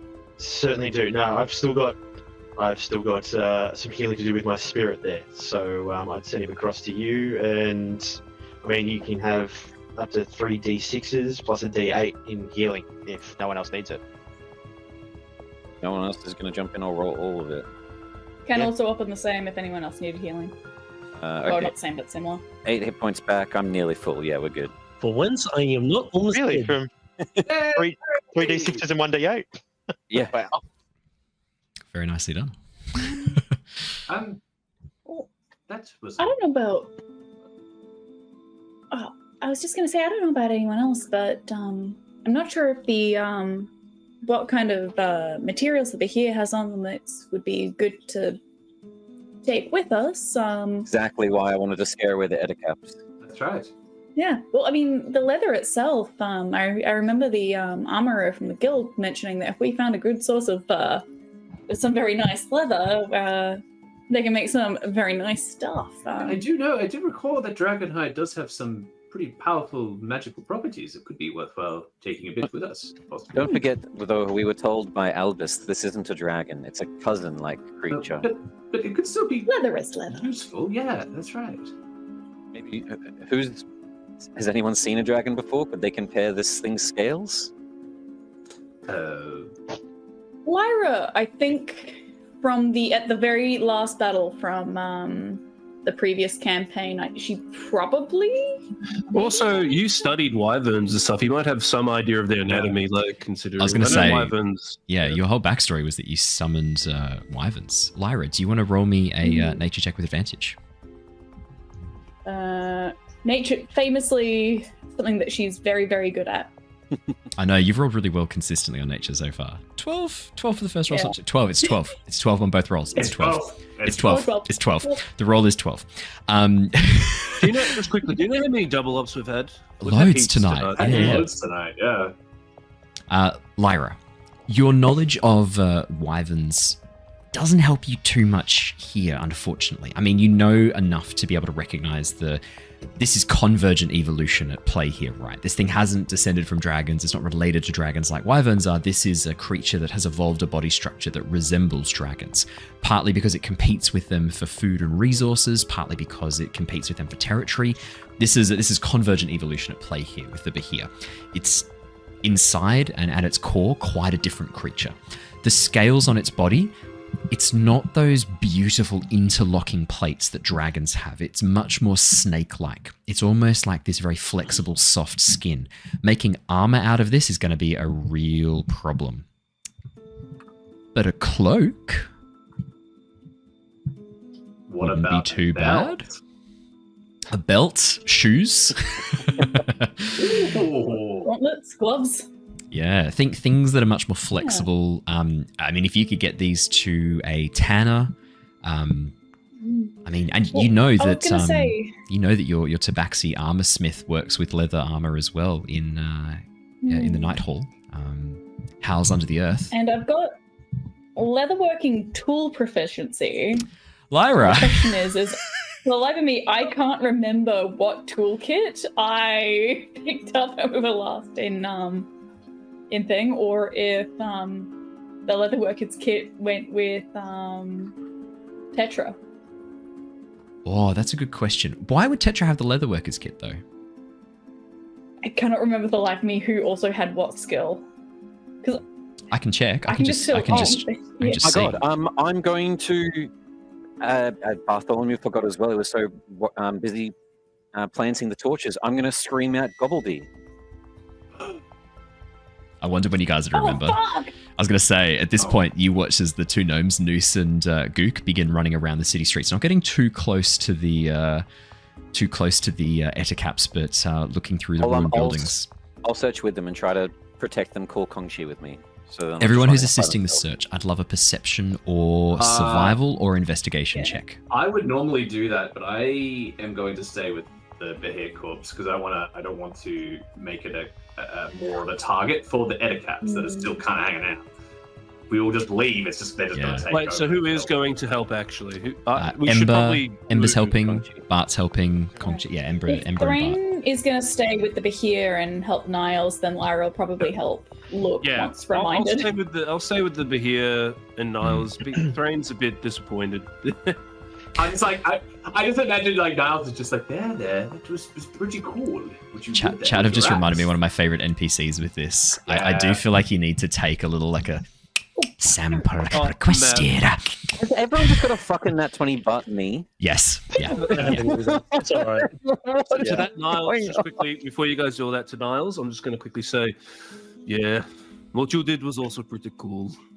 You see me? I was very quick with my claws. I was just like, It was pretty cool. Yeah. You earned this kill just as much as I did. Oh, why thank you there. That was very kind of you. I let's hang on. You know the snakes deserve a Nah. and Bart, Snakes? I would say No, snakes. Flicker for the initial poison delivery, I'd say. So, that was so, pretty good, actually. so that you know Far. what that did, that disabled lightning breath for a round because of the damage across it. So it lost its lightning breath. It ended up being 2 rounds because of the command, which was very, very helpful, and it dealt quite a bit of damage. Well, it took out all the snakes in one round. Like, That lightning breath was Yeah. no joke, and the lightning shroud as well. Like, Yeah. I don't think it used the breath the entire fight. didn't get to only the shroud.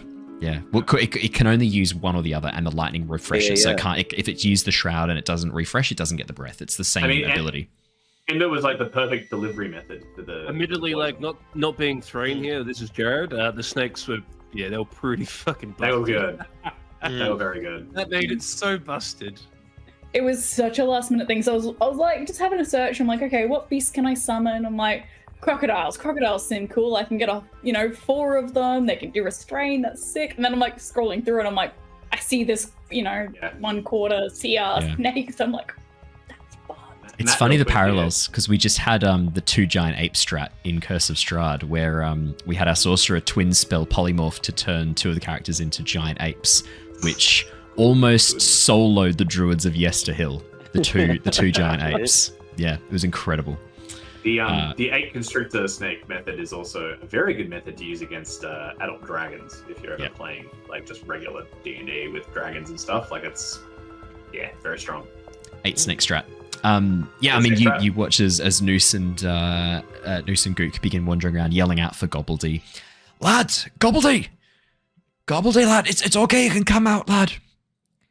Those of you who have rolled Lyra natural 20, fuck off. So we've got a natural 20 from Lyra, we've got a 17 from Bartholomew, 18 from Ember, 19 from Harry. Okay, so the 17, 18, and 19, so Ember, Bartholomew, and Harry. As you begin looking around, the destruction the Behir wrought on this place is pretty impressive.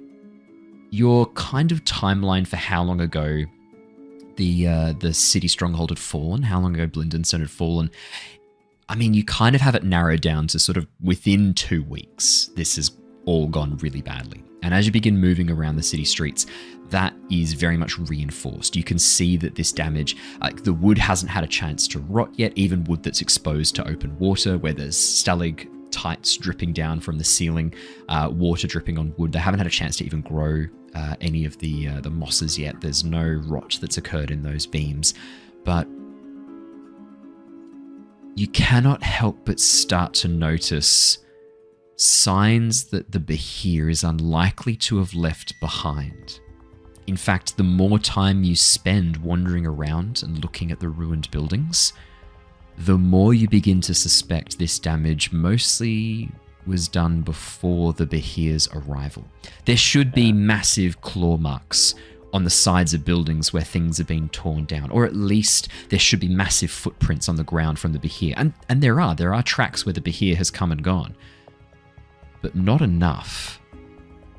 You can see sections of stone that have crashed in through buildings that look like they were thrown. Not a Behir's preferred strategy. This stronghold was raided before the Behir got here. Lyra, with your natural 20, you see strange tracks in the stone. Not footprints, not indentations, almost the opposite. These strange relief patterns, swirls and spirals where it looks like the stone has moved and flowed like water and then set again instantly.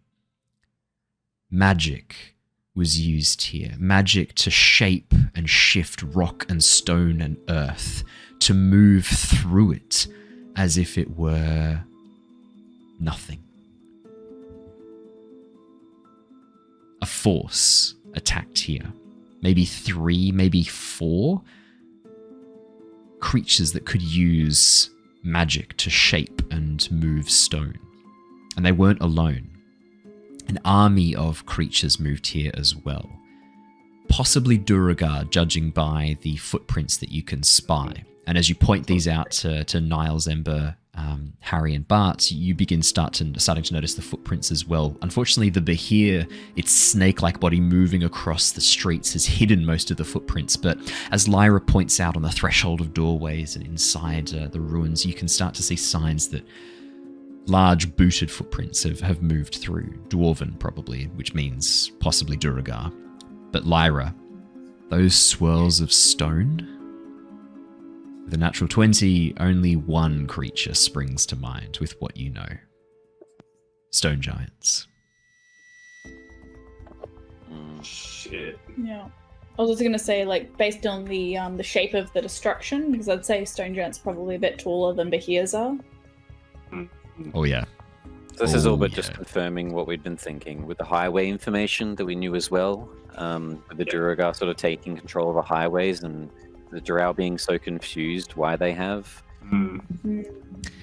Lyra, your natural 20, which was designed to help you look for Gobbledy, pays off. All of you spend the next 20-30 minutes searching. Blindenstone isn't an enormous city, but it is sprawling, and I'm guessing you guys don't want to split up completely on your own to move through the city streets. As you kind of stay as a bit more of a group, always within eyesight of other members of the team so that you can call out if anything goes wrong. Lyra, you spy what almost looks like a section of a forge. The roof has partially collapsed, but you can see that the doorway to the back of the shop and what was probably the living quarters is still intact. And as you move through into the forge, you see Gobbledy. There is a large burn mark across his chest and torso, and you can see he has wrapped himself up partly in bandages. Oh. As soon as she sees that he's injured, she's running up and she's casting Cure Wounds on him. As you get close, Lyra, his eyes are closed, his body quite pale. You can see a pool of dried blood underneath him and where it has bled through his clothes. And for a moment, he seems too still. But as the magic flows through you, you see him take a shuddering gasp of breath. And as his eyes open and meet yours, you can see a almost like a half smile cross his face. Oh, I guess I'm dead then. As he smiles Fuck, at mate, you. you think I'm what? You think I'm dead too? You think I'm tired of being here? Oh, come on. I was gonna say that you're like an angel and Asimar come to take me to the next life, but I guess sort of not then.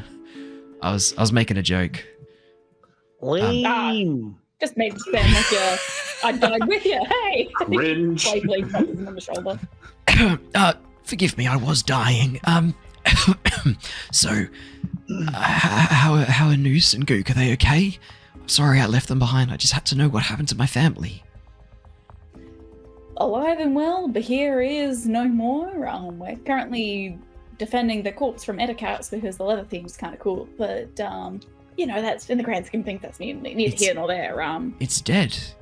You guys killed it? Ooh. We did say that we were somewhat competent in fighting. Did you not believe us or something? It's not one thing we're good at. It's not that I didn't trust you. It's just that thing was really scary and really fucking big. I don't know. Stop that you didn't trust us. It's just that you didn't trust us. Come on, mate. I don't trust fate. Things. Whenever things look up for us and our people, it always finds a way to go wrong, and so I don't know, hope's always seemed a bit dangerous for the Swift Niblin. Well, I mean, that's the thing, it's in the when you look at it, chances are something big is going to go wrong for any given group of people or movements or anything like that, because it's such a large group of collective that more shit can happen to it. I mean, but narrow down that focus. I mean, you're alive, your friends are alive, and there's no longer a giant fucking Behir that's storming around your city. So now we can focus on trying to figure out where the hell all the rest of the people went. Like, I've got a bit of a lead on some of them. The railway station, it's being used, and well, I know my brother got out. At least him and his wife. They left me a note. And he reaches down and pulls out from his pocket a scrawled piece of paper, written in Gnomish, which I'm guessing you don't read, Lyra. As he holds up the piece of paper, you can see there's bloodstains on it from where he's held the paper in his bleeding hands as he tucks it into his top pocket.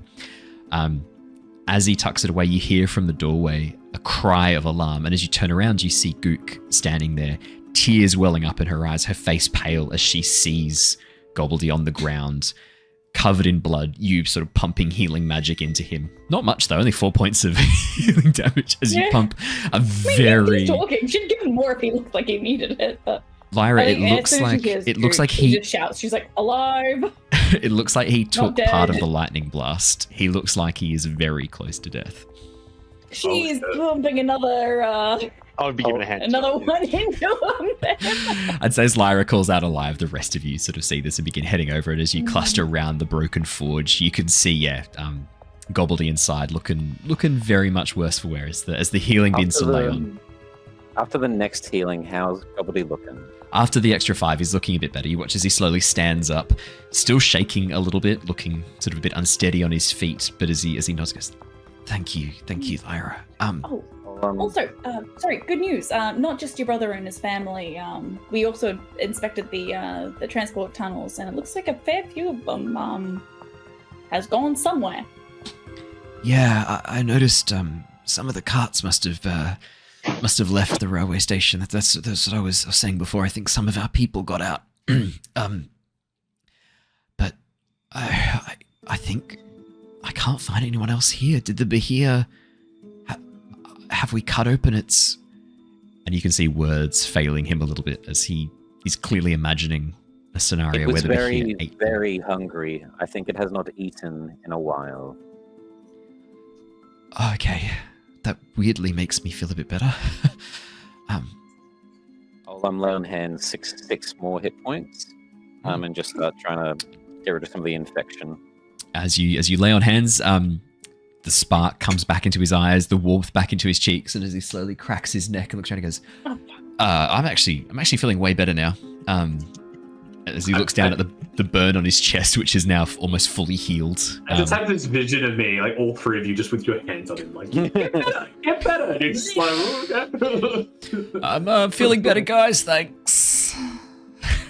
No, thanks. Thanks, mate. Feeling a bit better now.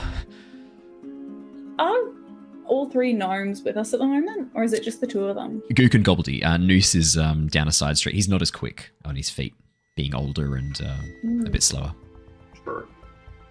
All right. She's like in the back of her mind, she sort of wants to say, hey, of the gnomes that didn't manage to escape, like I feel like they've probably been captured by stone giants, but she's not sure if that would bring relief or just further anxiety. Bart will bring and so up she's gonna wait to talk to Bart. The group. I think. About something that doesn't feel like it would be too painful to mention with an idea. The Behir may have seen where survivors ran to. We could ask it. I'll look over to Ember. You still got that breastplate? Oh, that's right. I took the breastplate. I can't remember taking the breastplate. You can talk to dead things now. Very nice recall. That's great recall. Well, I mean, let's 5 go questions. Up. Right. We can go. We can find out now and see. I will say I would like to at least save 1 question for the prehistoric times, things that I was hoping to speak to it about, if we could parlay. Okay, I think we should. Yeah, we can definitely do that. We should decide together what we will ask, and we'll go. Yeah, Have you back though? it's good to be back, and I'm sorry I took off Why on did my you own. run It's off just- by yourself? And I was it like was slapping him taking- over the back of the head. It was just taking. Ow! Fuck off! I just took a lightning breath to the side. Come on, you guys were taking so long. Patience. I don't know. Who knows what could have been happening? My family could have been hiding in the sea somewhere. The Behir could have found. I had to act. I'm pleased I did. I know they're okay and they're safe now. As you shake your head, Niles, he goes, "You honestly telling me you wouldn't have done the same thing for your loved I ones?" wasn't here, so True. No, it's just Matt shaking his head. Then he'll Matt, still say that to yeah. Bart though. Go, "Are you honestly telling me you wouldn't have done the same thing for your family?" I'm not sure. My family relationship's kind of complicated. I'm yeah, currently re-examining it. yeah. Why don't we head to the body and Bart's going to walk out the door first after that question that he doesn't Yeah. know how to answer at the moment. That's a difficult question to answer. Yeah, that's fair. As you guys make your way back to the body of the Behir, Threign, what would you have been doing while this was going on? Yeah, me and Niles. Yeah. Yeah, Thraign's quite sullen. He had this epic fight in his head of him attacking the Behir with his friends, and all he can think about is just 8 giant snakes taking partially his glory. He's still got the killing blow, but the snakes, even for him, he feels like it was a cheap blow. It wasn't the way he wanted to win. It wasn't cheap. They were cool as fuck. Jared loved it. though. Jared loved it. Niall probably does his best to make you feel better, but like is also kind of like, yeah, that was a well executed plan, wasn't it? I think young Bartholomew's plan came together really nicely. Although we didn't account for the snakes, that was a little bit a bit of a twist, wasn't it? It's quite impressive from young Lyra, wasn't it? I just look at you. I just turn slowly.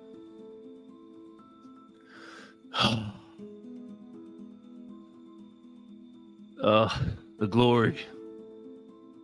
What could have been? But you see, the glory is shared between all now, and especially the snakes. Glory to Serpentius. As our group's walking back as well. I guess there is a bit of humor with the situation, eh? was pretty unusual. Yes. Okay. That's it. I do this massive face slap with both hands to sort of rock me out of the stupor. I flap back a little bit. Ooh. It, like a resounding slap, like it just carries throughout the cavern. The Edicaps will startle at this slap and back away a little bit further. Any creature mad enough to injure itself, they don't want to tangle with right now. Actually, I'll take 1 damage for that one. Let's do it for fun. I have Mad Max moment. It's generous of you taking a single damage. Thank you. His rage is half and I zero around do town. like this. We've got people talking about how the bards are going to sing the giant snakes. The Ballad of Lyra and the Snakes. Oh, and Threign was there too. It's so good. I love it. I like it. It's good. Great call. That's so good. But yes. Brave Sir Threign stood idly by. He stood idly by as the 8 snakes tore the Behir apart. But Threign, are you any good at? I assume you would be actually. You've spent a lot of time in the north fighting creatures of a similar size. You getting good at skinning these things? I think the material from this corpse is probably going to be quite useful. Although I think Lyra might have a kit as well. Is he holding one right now? He's like waving in the distance, like, don't fucking touch that. Look, maybe we'll wait for Lyra. I'm not too bad at doing the skinning and such. It wasn't something I did a lot of. Like, I more killed than other Goliaths than did the Handu. I can do it though. Perhaps maybe not as well as And I sort of look at Lyra with this like frown. Maybe not as well as Snake Lady, but we'll wait for Lyra then. Yes. Perfect. Ember, Lyra, I'm going to stay within earshot, but there's something I need to quickly check. I'll meet you at the body back in a second. just going to quickly turn and ride away from the group, trying to get to, like, well, I guess if Blindenstone has some sort of town square, center, city, meeting area where multiple streets meet together. I'm not sure the layout, but... Yeah. So actually around the other side of the tower from where you guys are now, so just a little bit west of where you are.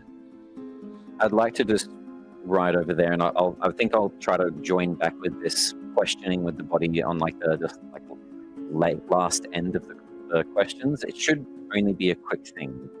I would like to dismount Kong Chi, kneel down to the ground, and gonna grab some dirt near the footsteps of the Duragar. Oh. I didn't end up using my second level spell slot for a Divine Smite because I didn't have to. So instead, I would like to cast Locate Object. And the object in mind, something that I'm familiar with, but in a different sense. I'm not sure if this will show me anything, or even I'm not sure what his gear is made out of, but I would like to search for obsidian within 1,000 feet of me. As a memory of Obsidian Foot comes to mind if he was here. But tasty. Very tasty. As you activate the spell and you feel the pulse wash out from you, you immediately feel a ping back. That sudden, almost like return on an echolocation. Not even that. You don't know how far it is. You just know that it's within. I know the direction. Range. So the idea would be to remount Kongshi yeah. again and just trot in that direction. You get a very, very rapid ping back, but towards the gates that enter into Blindenstone, which are just a walk down the main road. Yeah, the town square, the main road from the gates leads to this town square in front of the tower. This is the front of the tower. You guys sort of exited through the hole in the back. And as you ride down the main road, Bartholomew, you get to the enormous gates, which are standing partially ajar. It takes you a little bit to spot, but I'm happy to use your previous perception check as part of this. The wood of that front entrance, one of the crossbeams that holds the massive stone doors that protect Blindenstone from outside harm, you can see a chunk of obsidian, almost like it's broken off some weapon, just embedded. This shard of obsidian embedded in the wood, partly broken off on the stone. And you know that Obsidian Foot carries around an axe made of the same material as his replaced foot. Fuck. In the hopes that maybe this might improve a future locate object, or even the potion that I'll fumble with a little bit of the clairvoyance that Niles gave me a long time ago when we first met. I'm going to try it and pocket it and that's true. Make my way back to the group. While you're on your way back to the group, Harry, Ember, Lyra, Threign, and Niles, before you start asking the Behir head any questions, is there anything else you would have liked to have done? Because I think we'll wrap up there and we'll save the questions for next session. We'll start next session with Ember, eyes glowing green, casting necromancy from his his chest plate, trying to contact the spirit of the Behir. I don't think there's anything else. I think I just talk shit with Threign and just keep an eye on the Edicaps, really. It's like Ember's got a plan, though. Well, the only thing I'd like to do, I mean, considering that I know that we're probably assuming that there's no Spinibulin or anything like that around, but I mean, I've got my Drift Globe still. I'd like to cast like Daylight, get it to hover in the air, and I'd ask Threign to maybe use, because you have that big booming voice, to call out to any Spinibulin just to see if there's any kind of reaction. Great idea. Yeah, thaumaturgy, yeah. Okay, yeah, I can do this. No problem. Put the breathe in first. I can do this. Threign, could I please have a performance check or intimidation check with advantage, please, as you shout out Ember? The second you light up the Drift Globe, the Edicaps pull back 60 feet away from the source of the sunlight, keeping as far away from the bright light as they can. What a great idea to get rid of. 25, Threign. As you let out this booming roar, what do you say? I'm Tiny not going to shout gnomes. this. Basically, any remaining gnomes, it is safe. Come out. Perfect. And that resonates throughout the halls. And as the voice echoes through the quiet To city also of add Blindenstone. add a bit more into it, because hearing this at top level would probably scare the shit out of them. They have no idea who I am. I'm adding to that. 3 of your friends are here. I'm going to name the 3 that are here with us. I don't like, who is it again? It's Noose. Gobbledygook. Gobbledygook. Yeah. So I'll add them into that, just because then it's like, oh, okay, we've actually got someone who we know, and you know, he actually knows them, so that Very might good give call. me a bit more. Yeah, so I'm going to add that in. Very good call. As you let out this bellowing roar, getting out that message using your thaumaturgy, the light from the drift globe illuminating the city streets, you watch as emerging from a house towards the south, mostly untouched by the Behir's damage, you watch as a doorway slowly opens. Small grey face pokes out from behind the door. And that is where we're going to wrap up for tonight. Nice. We will jump back in with that next session. Dave. The only other thing is Harry's on high alert. He's just watching out for any other threats and stuff. I think the only other thing I miss, and we'll probably do this next session, is just like actually harvesting the Behir and everything. We're going to go through that next session because I thought so. It does sound like the Tempest Guild are now going to be wearing Behir skin cloaks, which matches the Tempest Guild kind of theme quite nicely. Yeah, lightning, actually, lightning cloaks. Yeah. Well, I think Niles definitely wants a belt, because belt. To store your shurikens. Could be useful. Could be useful. You can make a whip out of Behir skin. Yeah. A really, really long whip. Alrighty. Thank you so much for joining us, everybody. It has been wonderful to have you all here again for our 5th edition campaign. We will be back next week. We do have our Avatar Legends session tomorrow night, so if you've got a hankering for more Lost Archives, you can rejoin us tomorrow night for Avatar Legends. Otherwise, if you're listening to this recorded on the podcast, thank you so much. Make sure you leave a rating, 5 stars if you liked it. 5 stars even if you didn't. And make sure you leave that rating on the podcast. If you're watching us on YouTube, thank you so much. You know how the YouTube algorithm works. Make sure you hit the like button, leave a comment, do all those things that tickle YouTube's ability to actually acknowledge our content as existing. And make sure you check out the playthrough of Disco Elysium, which is a very, very fun RPG. For those of you watching us on Twitch, don't go anywhere. We are going to go and raid one of our lovely friends of the channel, and it looks like there are a number of lovely people playing D&D tonight. I think we should go and raid one of the slightly smaller channels. I'm thinking, looks like we've got a group playing Curse of Strahd, currently on their way to Kresk, Skylax. So let's go and raid them. They've got 1 viewer. I think we can bump that up a bit for them. So let's go and raid them right now. For everyone, stay safe, stay well, and we will see you all again very, very soon. And until then, farewell, everybody. Goodbye. Bye. Farewell, and see you next time.